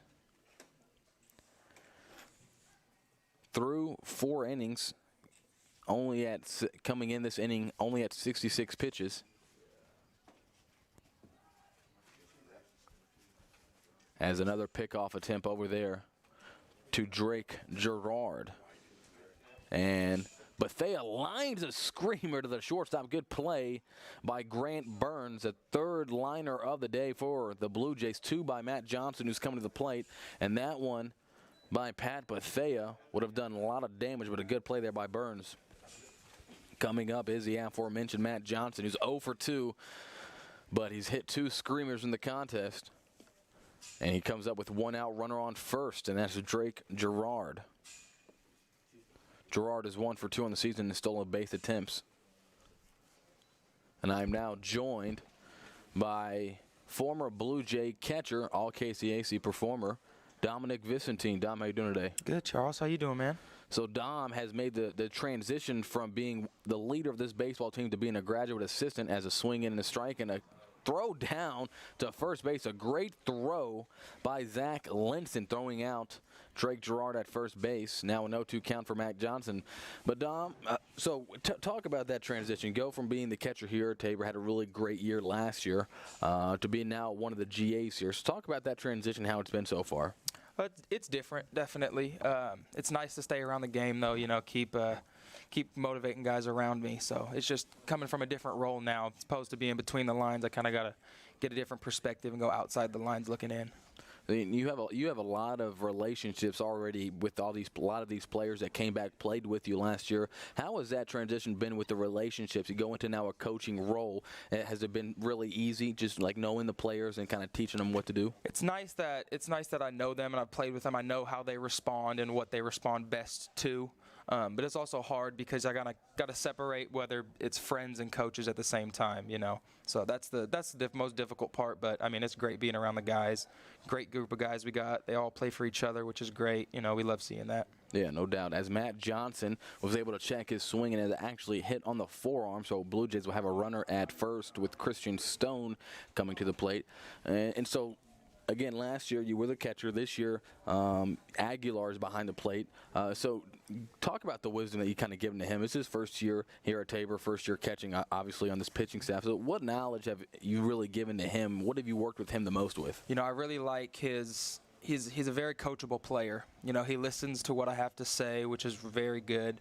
And when he's out there and catching double headers like this, you know, he came out and caught 2 this past weekend. And, you know, it was kind of up in the air. We haven't really tested him to see how much he can catch. But, you know, he was fully up to the challenge last weekend, ended up catching all 3 games, did very well. He's been working every day with me, you know, and he's continuing to get better. So, I mean, as long as he's making the steps in the right direction, I'm happy with it. And so going forward, the pitching staff has been stellar in the early part of the season. A lot of that has to do with the catching. So what have you seen, especially from this young pitching staff, Derek Watts being the exception there, this is a veteran in the staff. So what have you seen so far from the pitching staff that they have done well so far? They've got some guts, man. They go out, they're going to compete. They know that we got probably one of the top defenses in the country behind them. And so pitching to that, it takes a lot off of their shoulders, especially coming from a young pitching staff.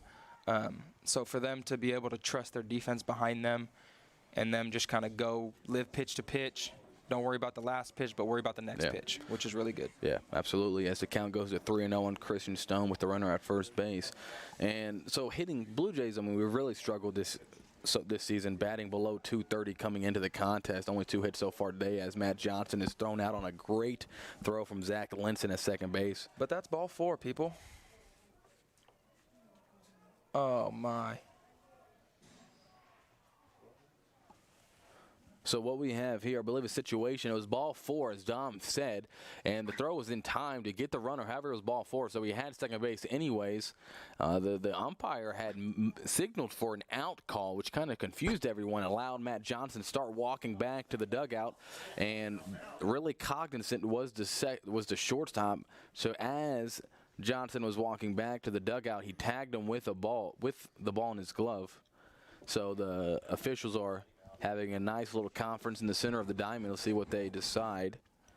It was ball 4, and they're going to call him safe. Blue Jays favor. That's a second controversial play at second base. You remember the last inning, Witkowski, what looked like the official was going to call him out. You know, have you ever seen an official point at a player and then call him safe? It's like juking everyone out now. You know, it's a deke, man. It's a deke. Yeah, it was deking everyone. So now Blue Jays, fortunate as the Avila head coach, Daryl Cronkin, his 9th season coming out just wanting an explanation on what just happened. You know, we might as well run down to the mic to get that conversation. I'd like to hear what is said from the official on his end. But coming to the plate is Kelsey Weems. He's struck out twice today, but has a healthy batting average on the season. So you talk about this kid coming in the 3-hole. He's new to Tabor. He's leading the team in home runs, tied for the team lead in RBIs. How has he really adjusted to the play here? He's adjusted very well. You know, he's a big team guy. He plays for the guys around him, and that's really nice. You know, he's not a guy who's going to worry about whether he strikes out 3 times in a day or whether he hits 3 bombs in a day. You know, he's going to take it pitch by pitch, which is always what we want to see from our hitters. You know, my theory on why he's having such a great season is because he comes from such a great state. I don't know if you'll. And what's that? Which state is that? It's North Carolina. It's really fun. It's a ball in the dirt, and a strong throw is going to be thrown out Johnson. A ball in the dirt, aggressive base running by Matt Johnson and Christian Stone as both runners try to advance, is thrown out at third base, a cardinal sin of baseball. But talk about from California native, you've adjusted to Hillsborough as a player, and now you're staying in Hillsborough. How is that like? So what does that do with the players? A lot of these players come in from around, like not in Kansas, a lot from North Carolina, California, Texas, and it kind of forces you to become a team a lot closer than if you were in a metropolitan area. So to kind of speak on that. It's nice too, because I mean the way that our dorms are set up, we can position all our transfers together. So it's whether you're from California, North Carolina, wherever you're from, you can all live together, which kind of gives you that brotherhood, which is really good, and that's how we transition into playing outside yourself, play for the guy next to you. And talking about that brotherhood, it extends out after you graduate, right? You had Cameron Pope, who was the Blue Jays' best hitter last year on this team, and he's graduated. He came back, stayed with you last night. You guys hung out. He's here at the game today. Yeah, no, he's playing together with him and being another, him being another leader on the field with me was great to have, and so I mean we've formed that bond. I mean we'll be lifelong friends, me and him. So that's really nice. So it just shows that the relationships that players make here at Tabor, they'll continue after graduation. They definitely last outside Tabor, which is great. Yeah, it's just really cool to see. As Tony Horn back on the bump for the Blue Jays, already pitched a scoreless 1 1/3 inning. And talk about Tony Horn as you've seen him last year. He's, according to the ERA, the best pitcher on this Blue Jay squad right now. Talk about the growth and maturation that he's had this season. He's grown mentally between last season and this season. Last year he would kind of let previous things affect him, let things outside his control affect his pitch throwing. And so, I mean, this year he's kind of got a little chip on his shoulder. So him to just be able to go out, not focus on the last pitch, but like we said earlier, the next pitch. Next pitch is the biggest one. And is it safe to say that he's the guy that comes out of the bullpen and he'll get the first call out of the bullpen this year? Well, the way our last year it was set up, first out of the bullpen was the lefty. Yes, Wheeler. Yep. Yeah, who was really had a fantastic He was nails season. for us last year, man.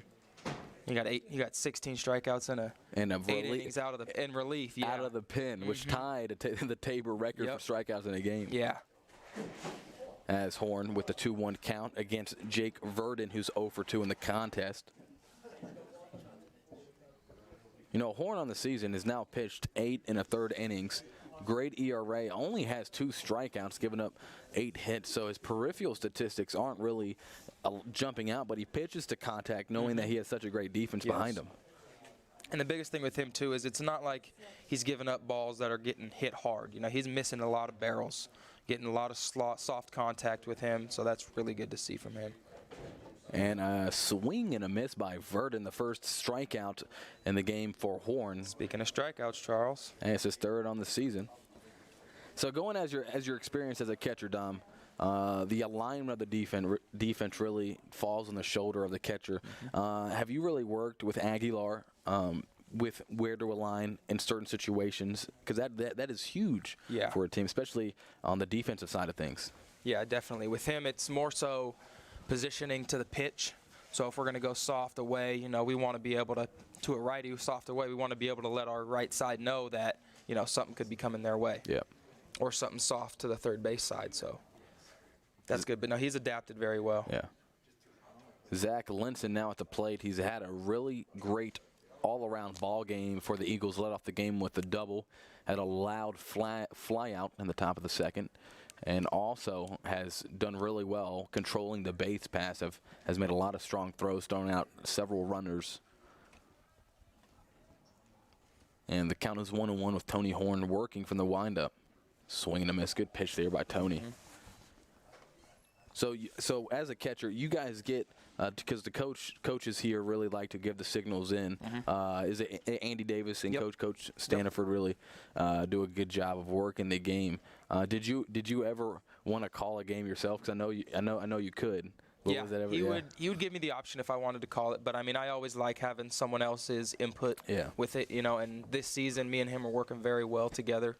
I mean, it takes us a little time to get incorporated together, but now that we got things rolling, I mean, our pitching staff is executing pitches very well, so that's good to see. As Linson, soft liner to Matt Johnson, retires for the 2nd out. Tony Horn really dealing in relief now. That's that Tony Horn special, man. He misses barrels, gets a lot of weak contact, just like that one right there.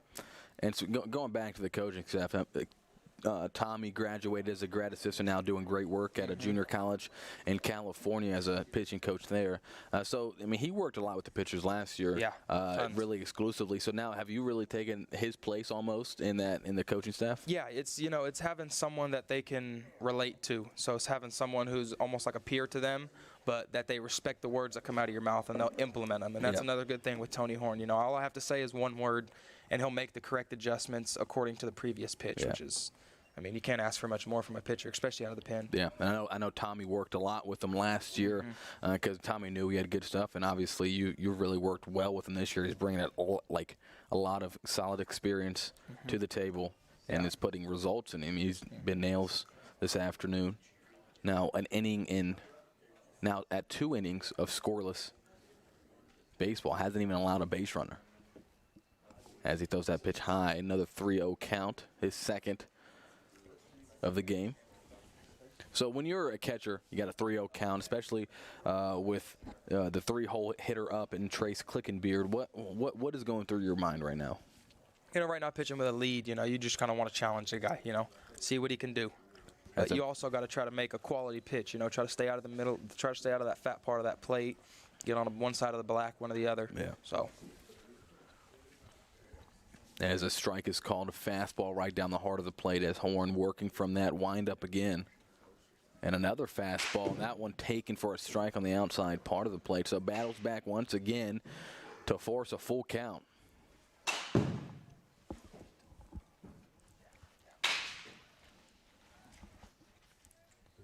Tony Horn, big pitch coming against a 3-hole hitter, Trace Clickenbeard. And a fastball, this one's going to be fouled right down the first base line. A good pitch there by Tony. So 3 consecutive fastballs at 3-0 now. What do you think? You think of an off-speed pitch, or you go right back to the fastball? You know, with Tony, he likes to kind of shake off a couple pitches, you know. So maybe if he shakes off a couple and gets back to that fastball, you know, it turns that 3-pitch sequence into almost a 4-pitch sequence if you can successfully shake. And a fastball right down the heart of the plate. There it is. Tony Horn, 2 strikeouts in this inning after battling back 3-0. Blue Jays hold on to their 3-2 lead and going into the bottom of the 6th inning. We'll take a short break here in Hillsborough. Dom, it's been a pleasure having you on. Thank you for having me, Charles. Always great to be with you. Absolutely.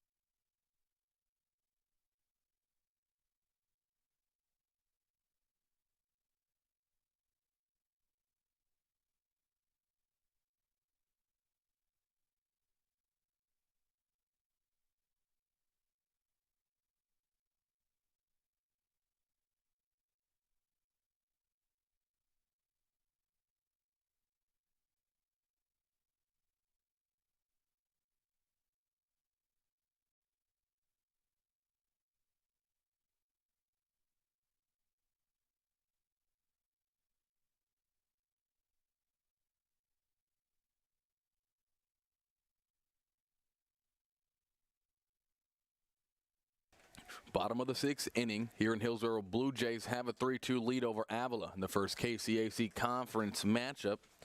And back on the mound is Brian Coffey, who's thrown 5 innings. Has given up 3 runs. I believe they are all earned, but has had a pretty solid game so far. Struggled at times this season, coming in with an 8 ERA, I believe. His ERA is down to 7.23, so he's dropped it considerably as Weems fouls that one off. He's really struggled. Coffey has had Weems' number all game long. Weems, the Blue Jays cleanup hitter, has had a solid campaign so far this season. He struck out twice, now faces a 1-2 count. Another breaking ball hits this one sharply to the third baseman, Hunter Burns. Able to gobble that one up and throw it out. Beg your pardon, Hunter Reed throws it out at first base. First hitter retired here. Coming to the plate now is Joey Witkowski. Joey 0 for 1 in the contest, has a walk.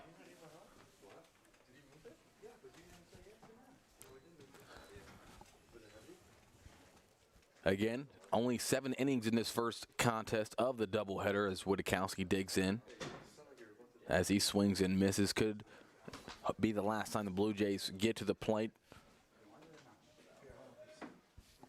Would love an insurance run here in the bottom of the 6th. Witkowski takes a ball high. Count goes to 1-1.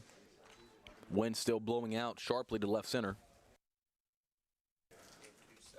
And I beg your pardon, the first game is 9 innings, so I have been giving fake news here on the broadcast. So first game goes 9, second game goes 7 innings. So we still have a good ways to go in this one. As Witkowski takes strike 3 on the outside part of the plate. Good pitch by Coffey, frees him, threw him a couple breaking balls, and comes back with the fastball on the outside part of the plate.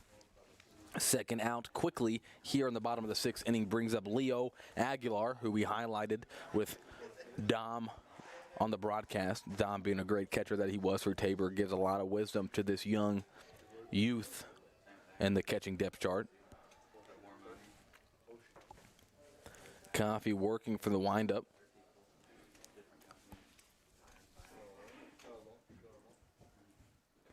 As Aguilar swings and misses at that one.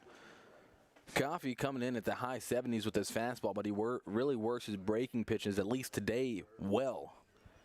Having a lot of these Blue Jays hitters not named Drake Gerard off balance. Drake has had a good day so far. The only 2 Blue Jays hits have come off his bats, a ringing double off the right field wall and a single up the middle. That double resulted in 2 Blue Jay runs. Coffey from the windup as Aguilar ropes this one to left field, but right at the left fielder, McKenzie, and that's going to be 1, 2, 3 for the Blue Jays here in the bottom of the 6th inning. We go to the top of the 7th here in Hillsboro. Blue Jays still leading 3-2.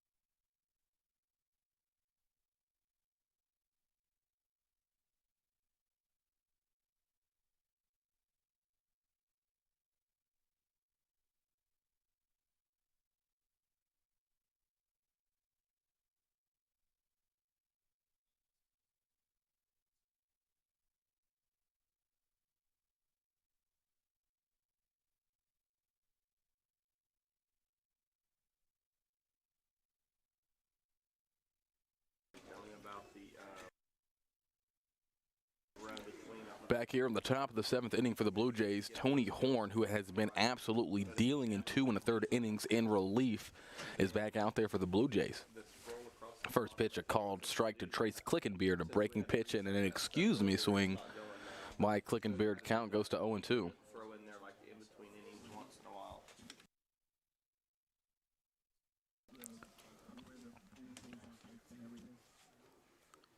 Okay.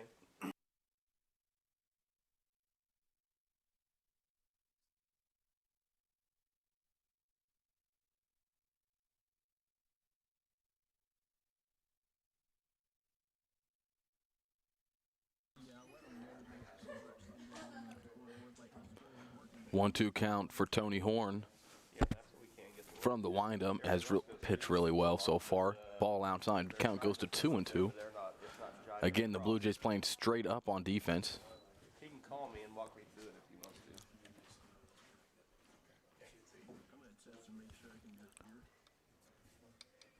Okay, because that's the only thing that's not. They're trying A to breaking pitch just missed on the bottom part of the zone. hasn't been going up there. Count goes to 3-2.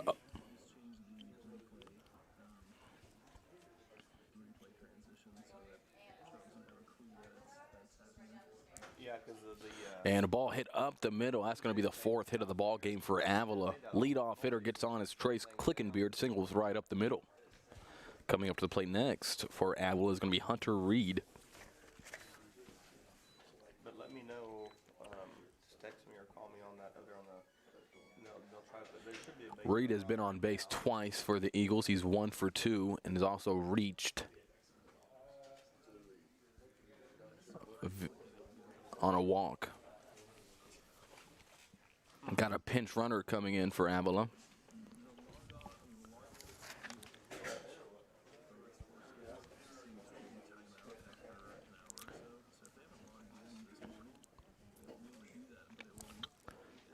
Pinch running for Avila's number 44, Tanner Yeasley. Call you on your cell. Hold on. Horn from the stretch now, nobody out. First base runner he's allowed was the base hit to Clickenbeard. Again, it's going to be a 9-inning first game, 7-inning second game, so still a ways to go in this one as Horn working in relief. 1-0 count.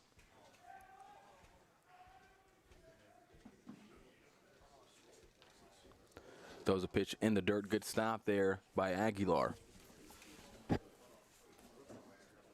Avila has tallied 4 hits so far in the ball game, 2 runs. Blue Jays just 2 hits, but they've scored 3 runs off those 2 hits, as all of those runs coming in the bottom of the second inning.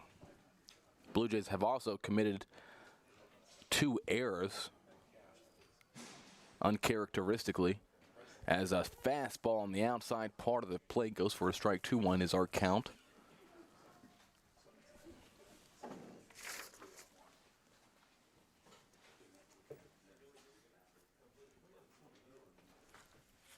Blue Jays, as a team coming into the ball game, had a .970 fielding percentage. Those 2 errors have brought that down just a little bit, as a swing and a miss by Reed. Count goes to 2-2.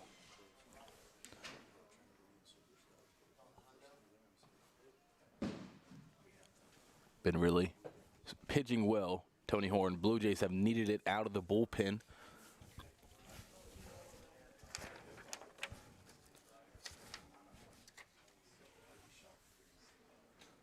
Steps off to collect himself. Dante Nelson started the game, pitched 3 2/3 inning, gave up 2 runs, struck out 5, and also, I beg your pardon, he struck out 4 and walked 5 in those 3 2/3 innings. Horn has come in 2 1/3 and has been lights out. As ball in the dirt, gets away from Aguilar.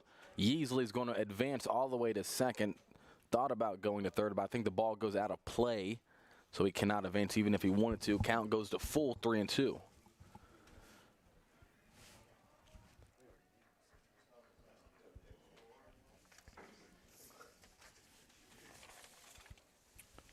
Reed is the cleanup hitter for this Eagles team. Has put together a pretty solid first part of the year. He's now batting .273. Just 4 runs batted in, though, as Horn delivers. This one's flied to deep left field, and forget about that one. That one's going to be into the tennis court, so a huge swing there by the Eagles gives them the lead. Fastball right down the middle, and Reed did not miss that one, especially with the wind blowing out as hard as it is to left field. Witkowski just turned and kind of watched that one sail out of here over the trees in left field. So a big swing there by Hunter Reed, the cleanup hitter for this Eagles team. Gives the Eagles the lead 4-3. Both teams looking for the first win inside of conference play. as it's the opening weekend in the KCAC play, so the first opportunity for either team to register a win. As Horn back to the windup now. A bunt was showed. It's going to be popped up, almost snagged by Aguilar, but a bunt was by Grant Burns. Try to lay that one down. It's going to be fouled off. 0-1 is our count. And that is Reed's first home run of the year, the cleanup hitter. His first home run in his 5th and 6th runs batted in. Come at a huge time here in Hillsborough to give Avila the 4-3 lead.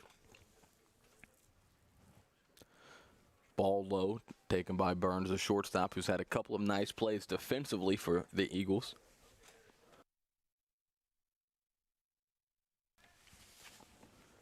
Horn now working from the line at 1-1 count, and a really solid pitch right there. Swing and a miss by Burns, a little bit late on that. Tony had been really working well before that home run. Looking to get back on track here, nobody out. As he throws a fastball, missed a little bit inside. Count goes to 2-2.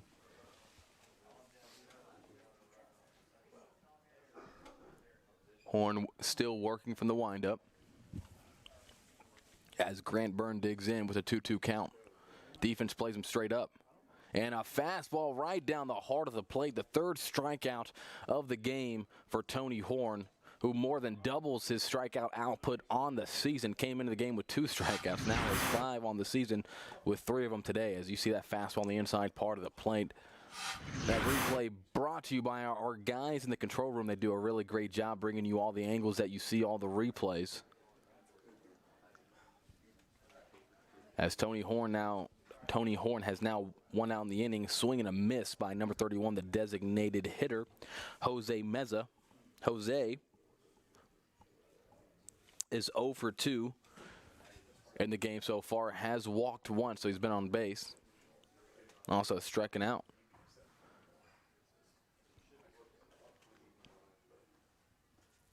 Breaking pitch, changeup taken for a called strike up in the zone. Nice pitch right there by Tony Horn.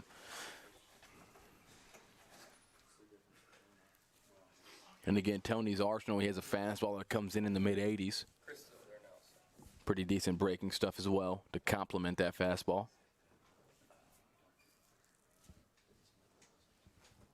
There is that breaking pitch. Ground ball down the third base line. Gerard, a good play and a good stretch by Josh Jones to retire the second out of the inning. Ball was straddling the third base line. A good play there and a long throw by Gerard, but the third baseman, who's also a pitcher for the Blue Jay staff, was able to make a strong throw across the diamond. A good stretch by the nimble Josh Jones at first base to retire the second out. Up next is the left fielder, McKenzie. He flies this one out to right field. Kelsey Weems calling for it. He makes the catch, and after a 2-run home run by Hunter Reed to give Avila the lead, the damage is done as Tony Horn retires 3 consecutive batters to end the 7th inning. Avila now leading 4-3. Blue Jays coming up in the bottom of the 7th.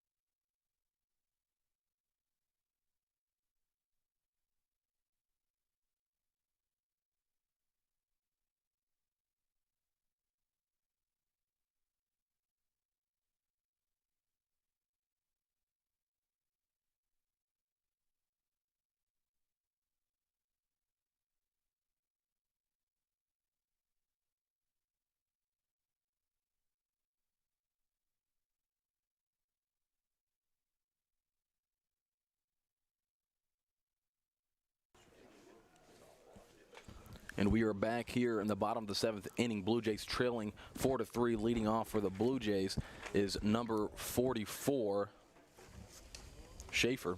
And I'm joined here by Coach Boucher, the head strength and conditioning coach for this baseball team and several other sports, and also the director of criminal justice and all those programs and classes here at Tabor College. Coach, how you doing today? I'm good. I appreciate it.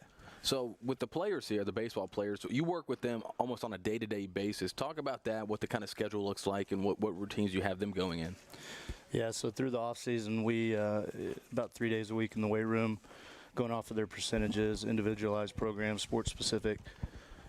In season right now, they've got 2 days a week, trying to keep the volume up, strength up, get them into the postseason as strong as possible. And so you work with them. You got a number with baseball being such a static sport. You're stopping and starting a lot. So do you work with any like quick twitch drills? Like kind of what do you have them doing on just a daily basis? Yeah, it's a good question. So we are all sport specific. A lot of explosive movements. Yeah. Trying to keep those type 2 muscle fibers moving, the fast twitch muscle fibers, make them as explosive as possible. Keep their hips loose and. Hopefully they can drive the long ball while they're out here. Yeah, hopefully they can come back in this as there's a conversation being had with the Blue Jay dugout and home plate umpire. And you and your family just moved to Hillsboro as you took over the criminal justice department. How has that transition been for you and your family here? Yeah, Hillsboro's a great place. It's safe.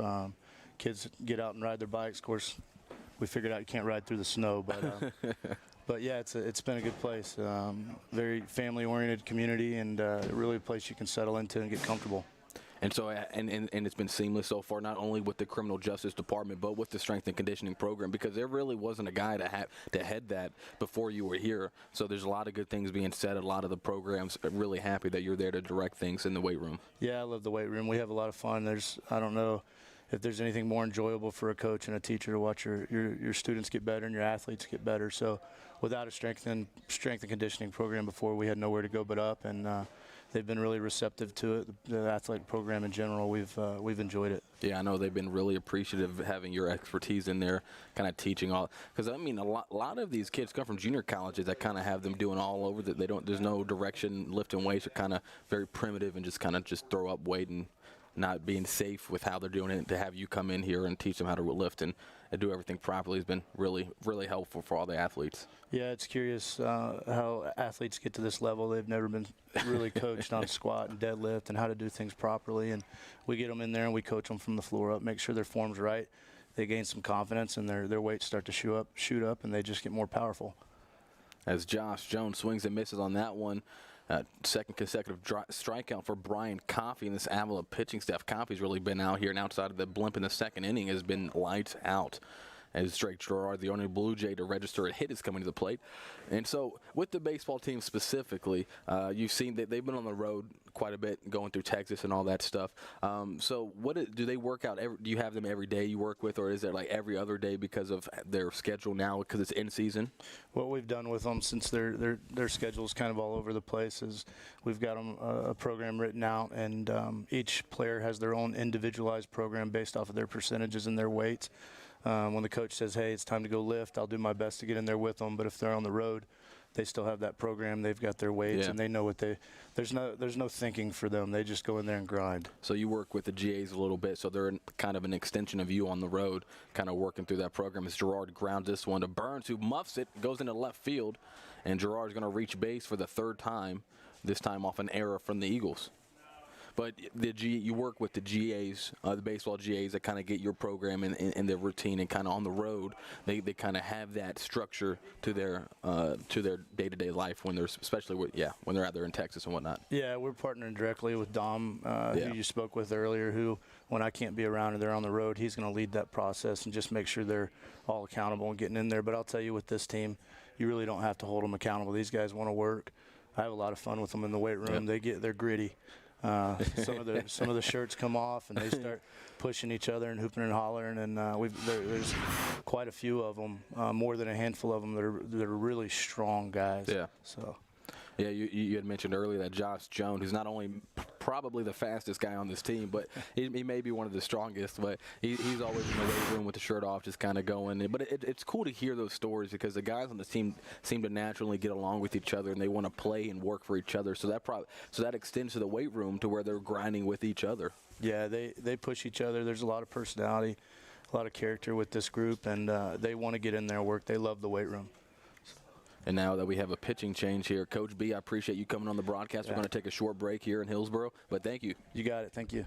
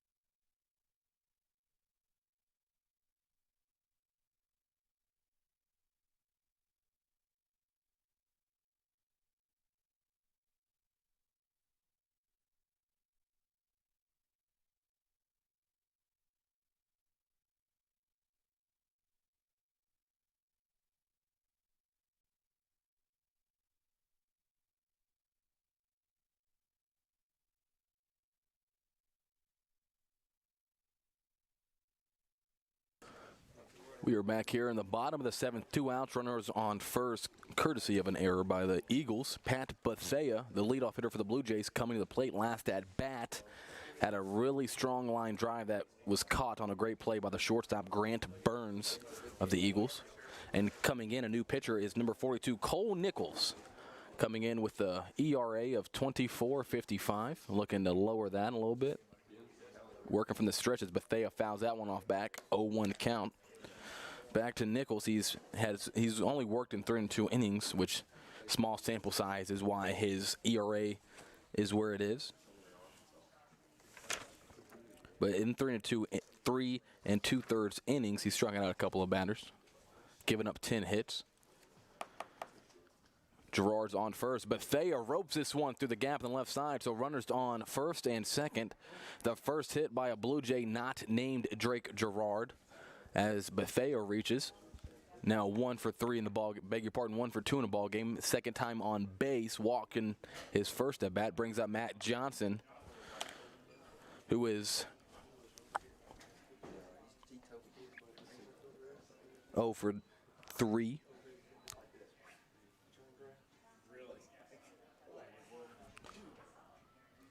As the Blue Jays now have runners at first and second.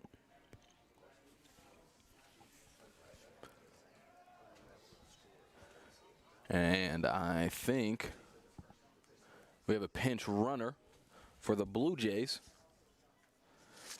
Shannon Johnston, the senior speedster from the Bahamas, is going to pinch run for Gerard. So 2 of the fastest guys on this Blue Jays team now on first and second.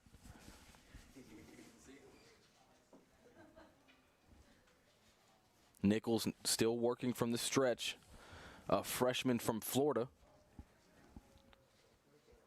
Delivers to the plate, curveball, misses high. Count goes to 1-0. Going back to Matt Johnson. Batting average a little bit lower than he wants it to on the season, but he's really swung the bat well so far today. Has nothing to show for it. 2 really hard lineouts. One resulted in a double play in the bottom of the first. The other one a lineout to the third baseman. Just hit right at defenders. 1-0 count from Nichols. Johnson digs in from the right hits the lower part of the strike zone. 1-1 goes to our count. Matt Johnson last year, before he broke his foot, was batting .370, which by every account is a solid batting average. I think in the MLB, if you have that batting average, you'll be a first ballot Hall of Famer. As Nichols works from the stretch, a breaking pitch, misses this time. 2-1 is our count.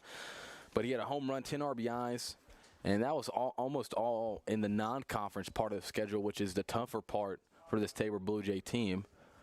And so struggling this year in non-conference was Matt, but Blue Jays have high expectations as he's a really solid defender and a really good hitter in this Blue Jay lineup, batting in the 2-hole this season. And now it's a 2-1 count. Blue Jays trailing by 1, 4-3. Looks at that fastball in the bottom part of the zone, going to be called a ball, 3-1. So a hitter's count with 2 really fast base runners on base.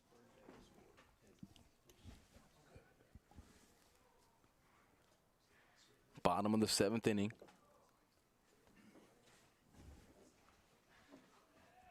Nichols delivers fastball. Johnson hits that one, and that's his 3rd time this ball game that Johnson has made hard contact and hit it right to a defender. Blue Jays put a couple on in the bottom of the 7th inning, have nothing to show for it. We go to the top of the 8th. Blue Jays trailing 4-3.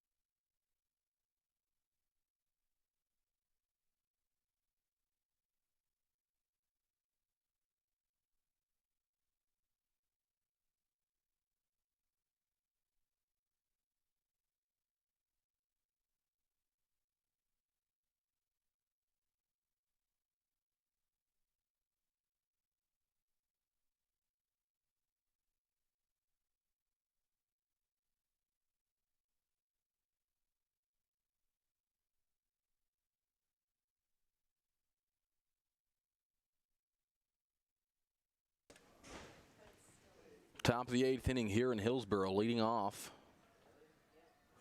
for the Eagles is Christian Perez, the second baseman. Horn still on the mound for the Blue Jays. Pitched 3 1/3 innings. Has given up 2 runs, both on one big swing by this Eagles team, a home run. But outside of that, he's pitched really well.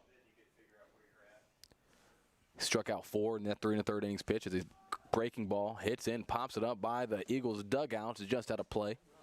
Count goes to 0-2 against Perez. Horn now has 60 pitches in relief for the Blue Jays, who are trailing this game 4-3 to Avila. Avila, of course, coming into this contest with a 7-6 record, trying to improve on that. And the Blue Jays 9-5. And they look to improve on that as they battle here in the top of the 8th. Is that one called a ball? 1-2 is our count. As you see from that angle, defense playing Perez straight up. As Horn working from the windup. Breaking pitch on the inside part of the plate. No, beg your pardon. Didn't call strike. I think it hit him. From my angle, looked like it was right down the middle, but I don't have the best of angles. Could have hit him in the head for all I know. Walking to first. Runner on first, nobody out. And Coach Standiford protesting that call, saying it didn't hit him.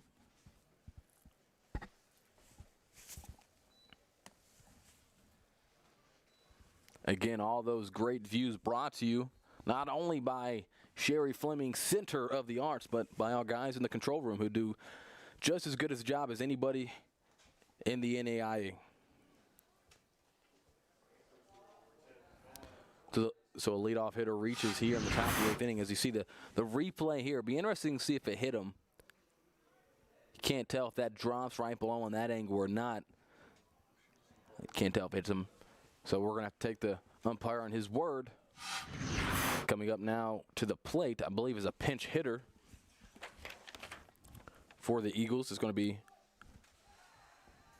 Mikael Whistler as a pass ball advances the runner.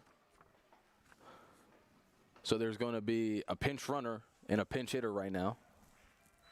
Mikael Whistler, a sophomore from Kansas City, Kansas, is up to the plate for the Eagles. on the season. Whistler actually has the highest batting average, small sample size though, batting 400 and 10 at bats, 4 for 10. Coming up, looking to add a little bit of insurance for the Eagles and their lead at 4-3. But he squares around a bunt, does not offer, 2-0 count. Pinch runner for the Eagles is number 10, Noah Stanikis, 5'11" freshman from Palm City, Florida. Horn now with the 2-0 count and Whistler up. Let's see if he offers the bunt again. He does. Pick off attempt. Josh Jones playing inside the grass in the infield.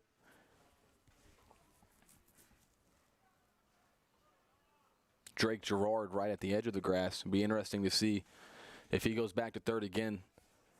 Eagles try to sacrifice bunt in the 4th inning, and they bunted it right back to Dante Nelson, who made a heck of a play to throw the runner out at third. Whistler fouls that bunt back. 2-1 is our count. Nobody out here in the top of the 8th inning. Runner in scoring position for the Eagles. Pinch hitter. Up. Has the top of the lineup up next. Pick off attempt. Nobody there at second, so 2-1 count. Big situation for both teams. Got top of the lineup coming up next. Zach Linson has put together several solid at-bats and made a lot of solid contact with the leadoff double and the fly out to the edge of the track in the bottom of the second, top of the second, I should say, as Horn steps off, take a little break.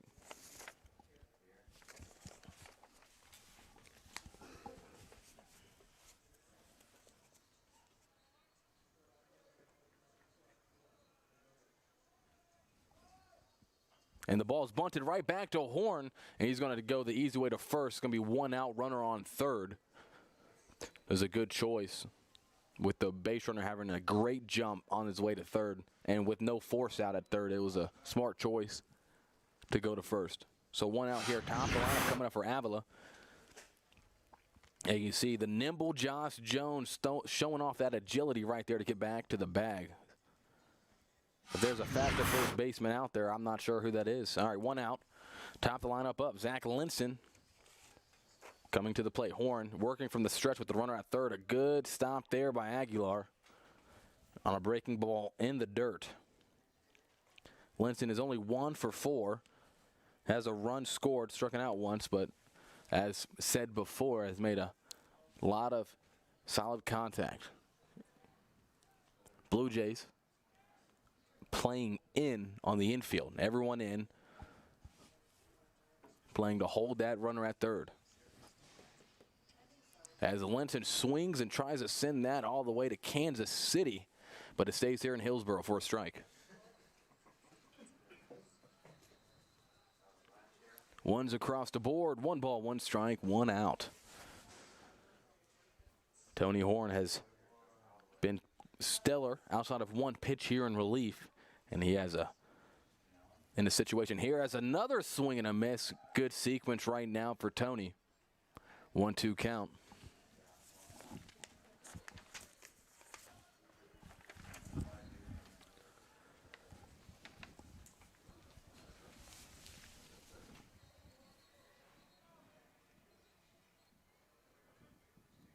And a breaking pitch.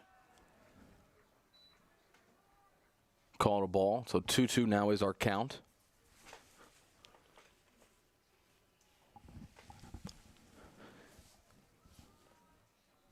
Aguilar gets the signal from Andy Davis, and call time was the batter after Tony had shaken a couple of pitches.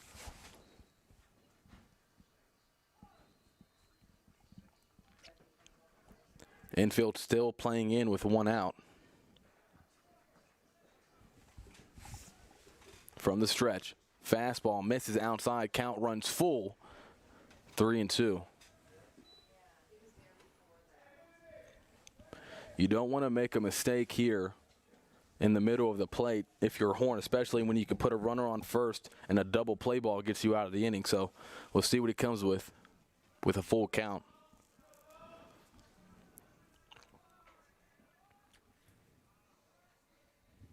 Fastball in the middle of the plate, fouled off to the right side. Josh Jones, glasses gleaming towards the line, makes the catch. Runner holds at third.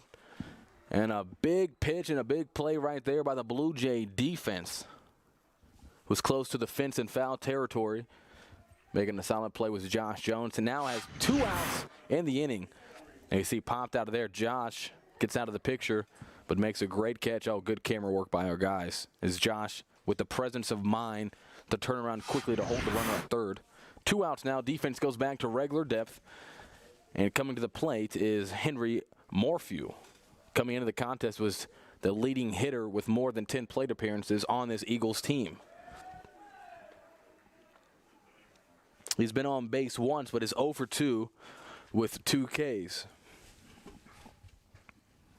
First pitch strike by Horn, 0-1 count with 2 outs.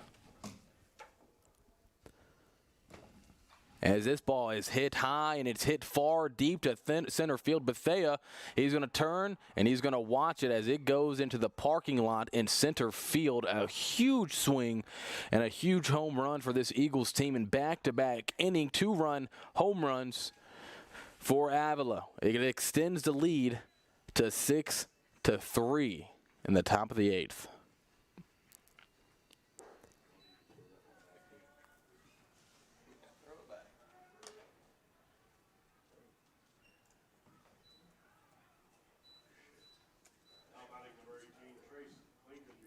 Was a fastball that got too much of the plate, and Morphew did not miss as he sent that one deep to center field.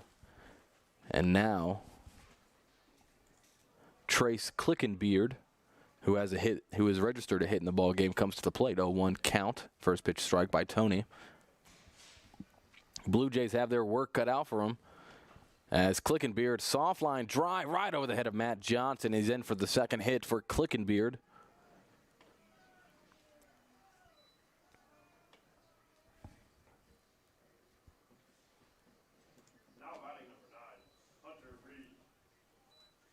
So 7 hits in the ball game now for Avila to the Blue Jays 3. Coming to the plate, Hunter Reed, last at bat, sent a ball into the tennis courts beyond left field. So Tony's going to have to be careful here with 2 outs.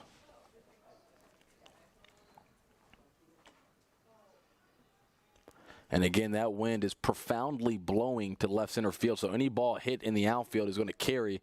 As that ball is deep to center field, looked like a routine fly ball, and just before the track was caught by Bethea. So the Blue Jays retire Hunter Reed, and they go to the bottom of the 8th, not after giving up a 2-run home run to the Eagles. Our score is 6-3, Avila.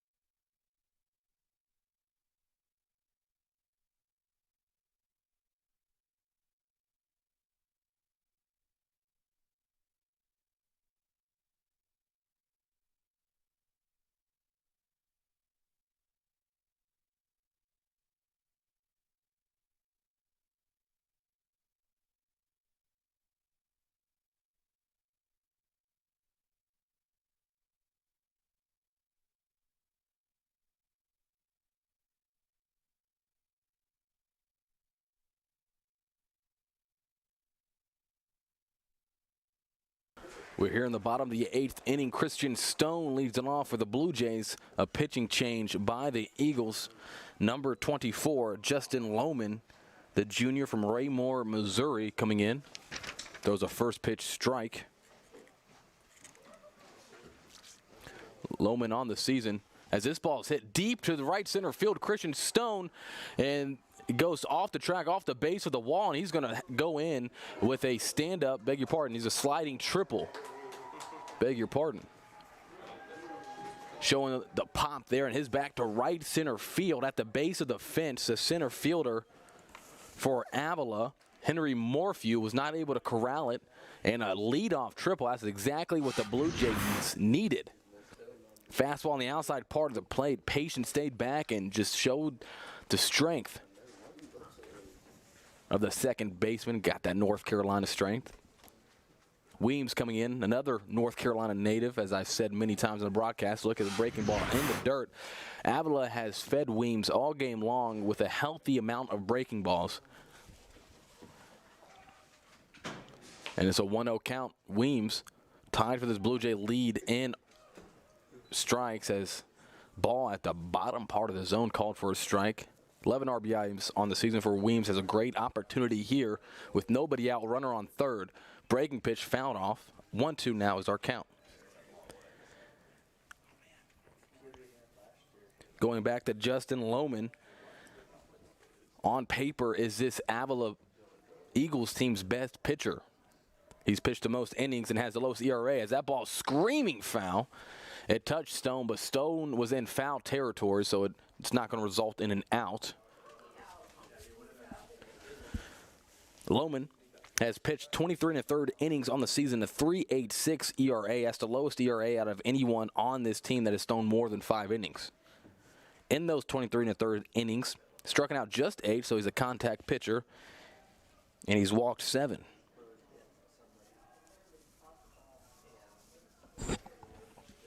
It has a 1-2 count on Weems. Breaking pitch, and he hits that one to right field, and it's going to get down for a hit. And that's going to cut the lead to 6-4 as Stone crosses home plate. And the Blue Jays now down just 2. Witkowski comes to bat. For the Blue Jays, nobody out, runner on first. Witkowski 0 for 2, has been on base via the walk.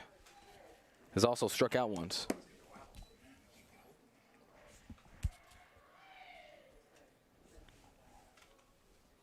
Pitching from the stretch.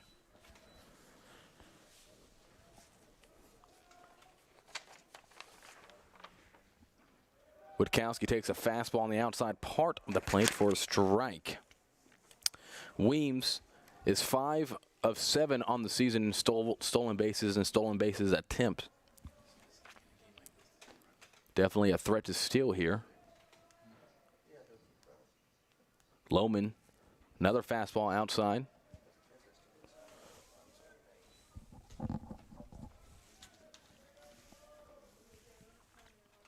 Count goes to 1-1. Defense plays double play depth, as you see in the middle of the infield. Third baseman Hunter Reed plays well off the line. As a breaking ball misses outside, count goes to 2-1.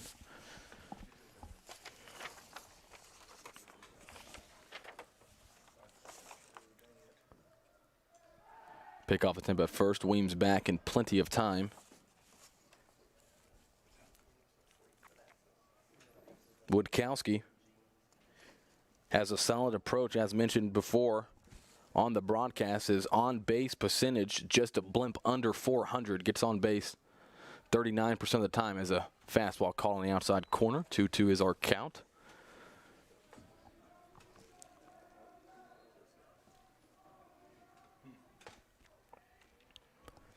Let's see what Jake Jones has called here on a 2-2 count and a speedy runner on first. Weems is not going. Ball taken outside. Full count.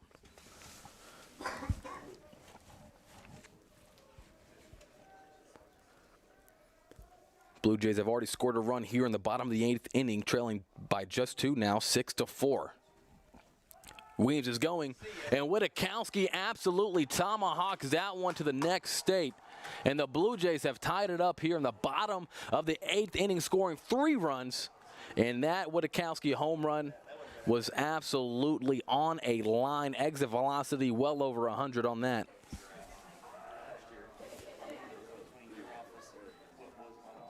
Say hello to your first home run in a Tabor uniform, Joey Witkowski. His 5th and 6th RBIs on the season.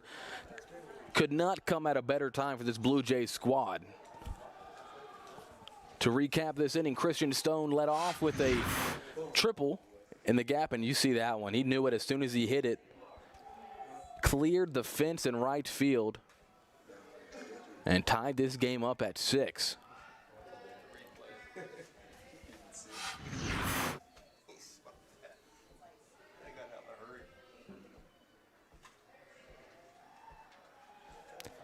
On a full count runner going, Witkowski with a clutch hit. Not just a hit, any type of hit. The best of all hits, a home run. Aguilar's coming up for the Blue Jays. Nobody out. And the Blue Jays have tagged the Eagles' best pitcher for 3 runs here in the bottom of the 8th.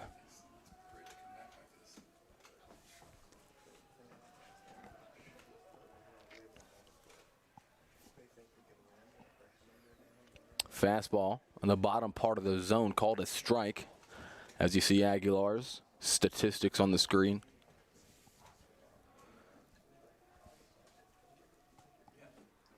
Fastball outside, swung and miss, 0-2 count.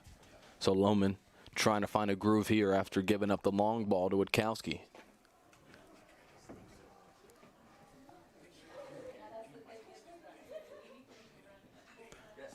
And this ball is driven deep to right field. Leo Aguilar back to back. Blue Jays, 4 unanswered runs here in the bottom of the 8th inning, gives them a 7-6 lead. Exactly what the doctor ordered if you're a Blue Jays fan. And just like that, the Blue Jays lead. The Arlington, Texas native with a clutch hit, and I think that's going to be it for Lohman, who did not record it out and gave up 4 earned runs here in the bottom of the 8th inning. So with the pitching change, we'll take a short break here. Blue Jays rallying here in the bottom of the 8th.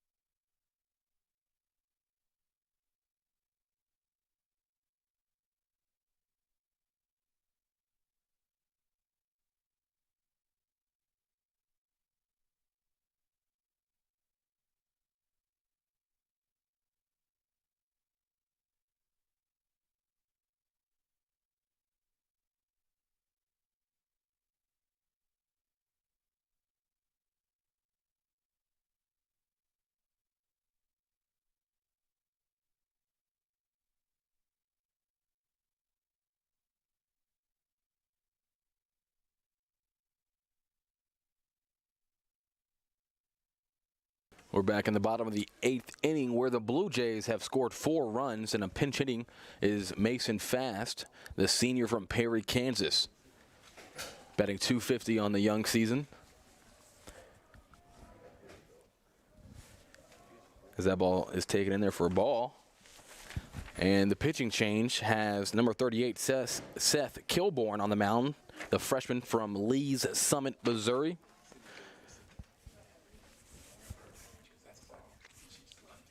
As Mason drives this one off the top of the wall, right at the yellow. Mason Fast just missed back-to-back-to-back home runs for this Blue Jays squad. My goodness. That ball, there might have been 1.2 seconds in between the time it hit the bat to the time it hit the top of the wall. That ball was absolutely on a rope. And the Blue Jay team here, the bats have come alive. Took them 7 innings, and in the bottom of the 8th, they are absolutely hitting everything. Good move right there by Coach Standifer to bring in Mason Fast off the bench, who absolutely leveled that one.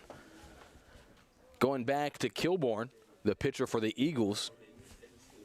On the season, he's only pitched an inning and 2/3. Hasn't given up an earned run yet. Almost gave up his first.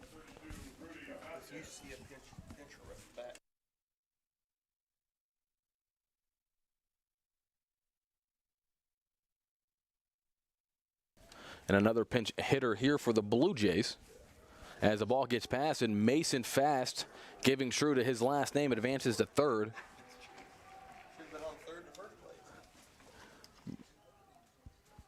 Pinch hitting is Rudy Vasquez, the junior outfielder from College of the Sequoias Community College.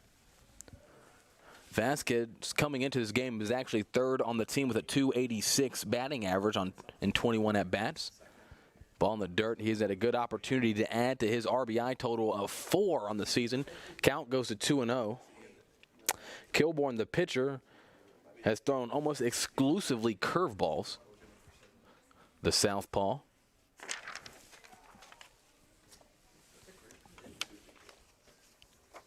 Kilborn looks at the plate. Vasquez watches another curveball miss on the outside edge.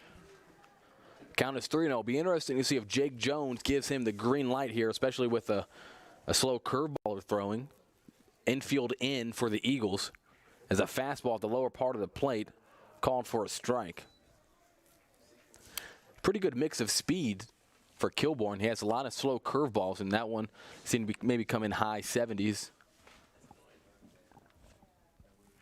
As he throws a fastball in the dirt, Mason Fast staying at third. Did not want to showcase that elite speed. So runners on first and third. Nobody out. Drake Gerard, the Blue Jays third baseman, coming up. Drake's had a really solid game today. For 6 innings, he was the only Blue Jay to register and hit, and one of them was a ringing double off the top of the right field fence. He is 2 for 3, and nobody out here with runners on first and third. A good opportunity for him to add a couple more RBIs. Kilborn looks at Vasquez at first. Ball taken outside, fastball. Count goes to 1-0. Drake has 6 RBIs on the season.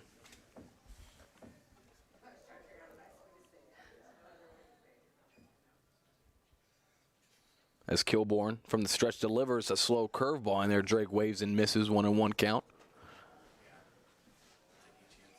It has been a very eventful past 2 innings, as Avila took the lead on a Hunter Reed home run to left field. Then they extended that lead to 6-3 on Morphew's shot to center, as a fastball called strike on the outside part. And coming into the bottom of the 8th inning, the Blue Jays have scored 4 thanks to a couple of home runs.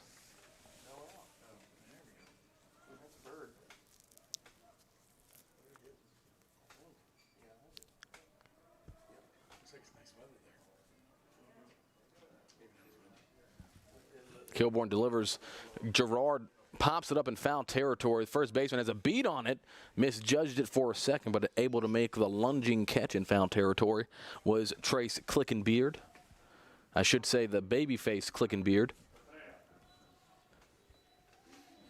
Brings up the top of the lineup for the Blue Jays. That's good.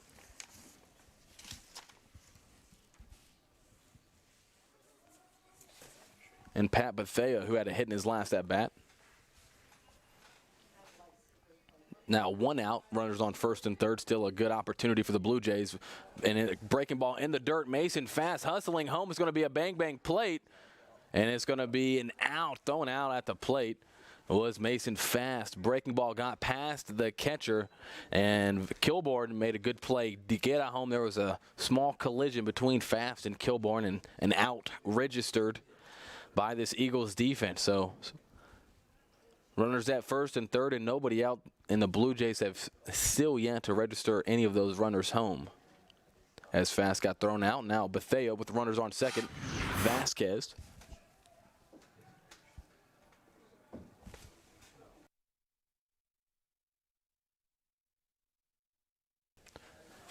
Kilborn now still working from the stretch with a runner on second.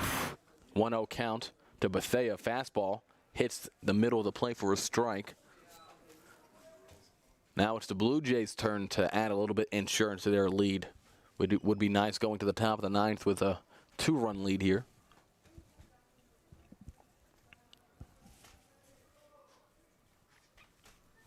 Bethea batting .251 on the season as he swings and hits that one foul to the left side. Count goes to 1-2.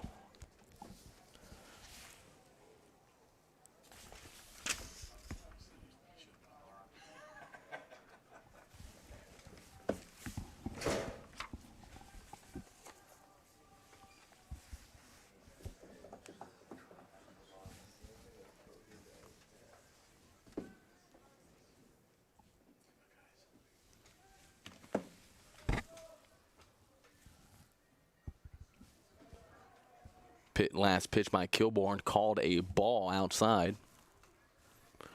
Runs the count to 2-2 with 2 outs. Defense has been playing straight up for the majority of the ball game. Stays that way here in the bottom of the 8th. Wind doing its normal routine as it is absolutely blowing out to left center as Bethea pokes a breaking ball to right field. It's going to be a tough play for the right fielder. It's going to be called fair.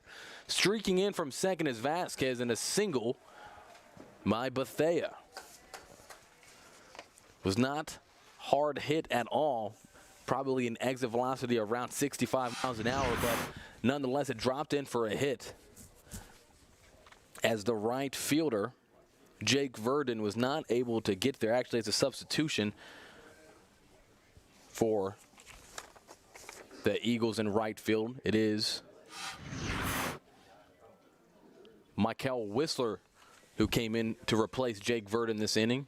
Is unable to make the catch down the right field line. So the Blue Jays do add that insurance run. And they are now leading 8-6. Another pitching change for the Eagles.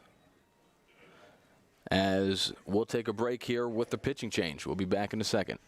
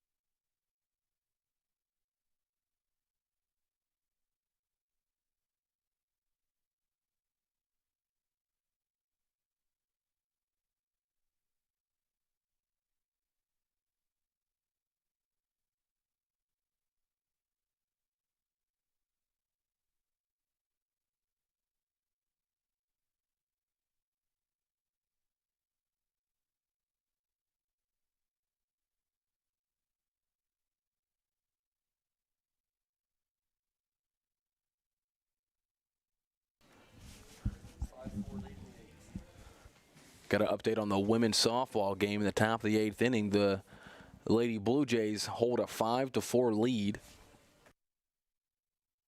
against Mid-America Nazarene. We'll keep an eye on that for updates. And the pitching change is going to be number 27, Austin Autry, coming in with a pretty minuscule ERA of 40.50. Bethea still on first base after that RBI single with 2 outs. Adding that insurance run for the Blue Jays as they're leading 8-6. 5 runs coming in the bottom of the 8th. Brings up Matt Johnson. He's swung the bat well, that has absolutely nothing to show from it. He's hit hard contact 4 times. Autry, left-handed pitcher, throws a ball. And Autry's only pitched 2/3 of an inning this year. He's given up 3 runs in those 2/3.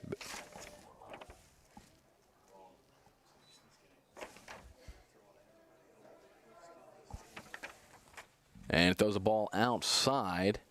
Good catch right there by Litzen to stop that one from going to the backstop.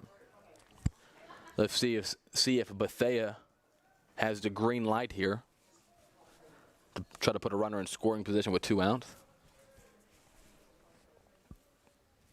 As Johnson hits another hard hit ball, Autry nimble off the mound, underhands it to the first baseman for the 3rd out of the inning. But the damage is absolutely done here in the bottom of the 8th inning. The Blue Jays score 5 to take the lead back. They now lead 8-6 going to the top of the 9th.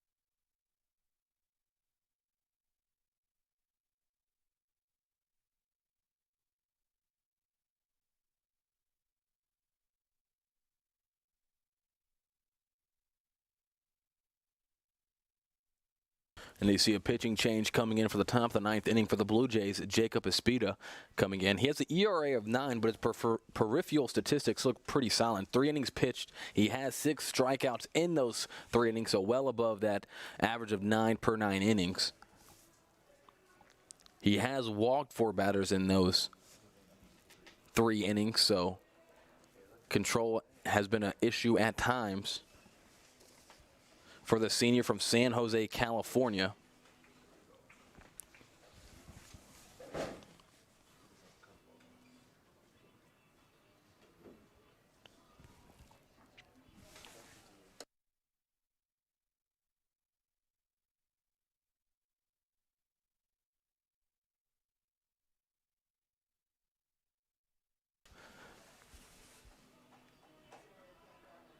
Espida coming out of the bullpen. Fastball sits in the mid to upper 80s. Decent breaking stuff, but he really lives with that fastball here. Leading off the top of the 9th inning for the Eagles is Grant Burns.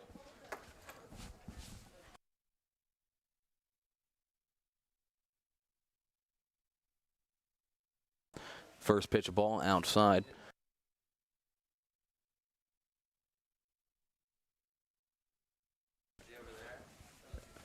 Espida works exclusively from the stretch on the right side of the rubber he lines up on as he throws that one ball to Burns. Burns is 0 for 4, has struck out twice in the ball game. The shortstop has been pretty solid on defense. And Espida throws that one low, so 3 consecutive balls right out of the bullpen by Espida to start the top of the 9th inning. Blue Jays leading at 8-6. They were trailing just a moment ago, 6-3, but 5 runs in the bottom of the 8th inning has given them the 2-run lead as Espida throws that one right down Main Street for a called strike.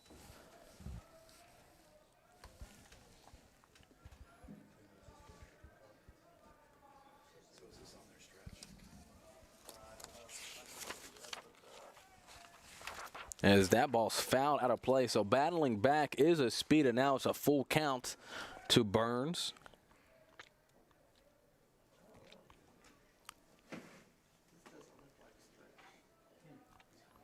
Jacob is a business management major here at Tabor College. And he walks a leadoff batter. So leadoff runner gets on. Tying run comes to the plate in the form of Jose Meza, the designated hitter. Meza's 0 for 3, but he's been on base with a walk. Has also struck out once in the ballgame.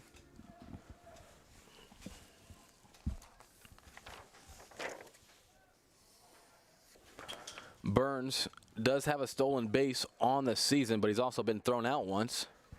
As first pitch called, strike. Good pitch there by Espita.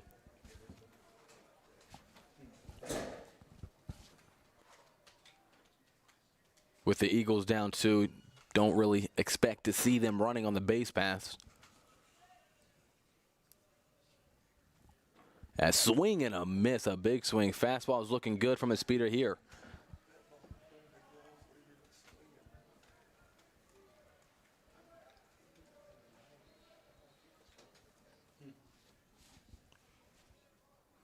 Oh, 2 count, runner at first base, top of the 9th inning.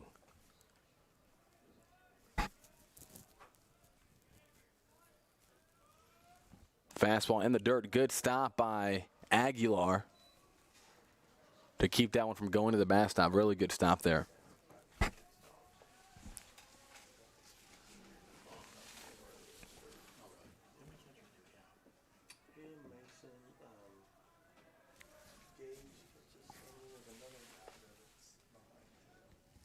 Fastball swung on and missed. Good pitch there by Espita to retire the first out of the inning on an 89 miles an hour fastball.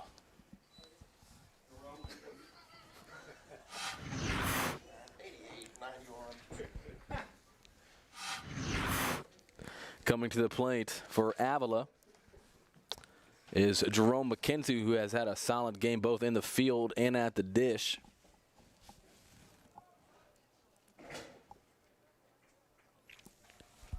Has one of the 7 Eagles hits in the contest. Again, Grant Burns at first base, tying run at the plate. And the ball is going to be counted as a pass ball, the third error of the game on the Blue Jays by Aguilar, who's kind of in between going down to block it, but it was a fastball, so it ended up hitting him, I think, in the right shin and trickled away. So runner at second. Runner in scoring position, 1 out. 1-0 count. And you got to expect it. Espita's just going to throw fastball until one of these Eagles hitters can show that they can hit it. At the bottom of the lineup now, 7, 8, 9 due up.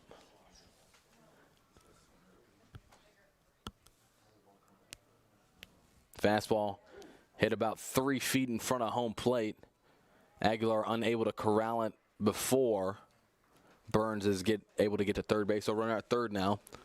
Run really does not matter in the grand scheme of things. Runner at the plate's the one that matters. So Blue Jays, that insurance run in the bottom of the 8th inning via the Bethea single is looking really huge right now to give the Blue Jays that 2-run lead.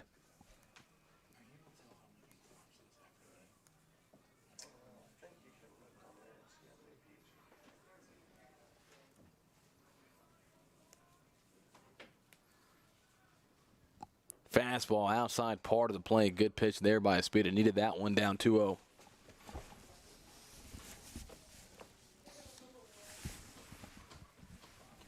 Got to throw strikes here in the top of the 9th inning with your team leading by 2.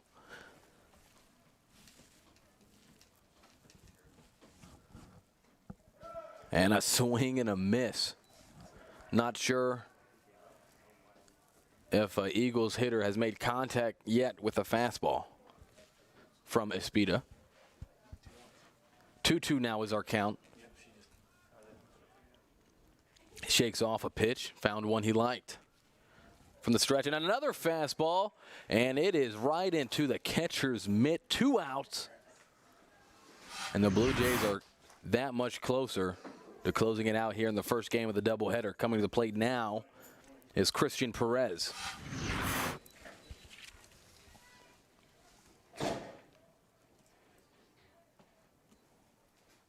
Perez is 0 for 1, has reached base once via the walk and once was hit by a pitch. So he's been on base twice. Ball in the dirt low.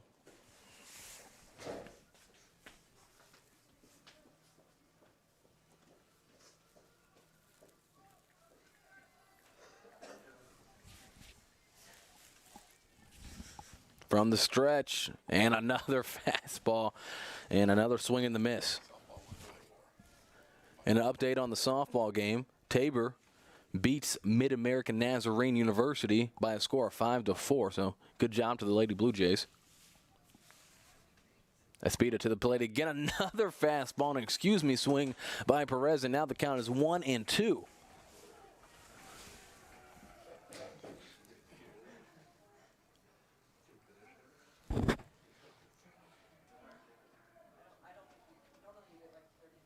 The 1-2 pitch, breaking ball this time. Didn't even know he had that in his arsenal. He's only been throwing fastballs. Now the count is 2-2.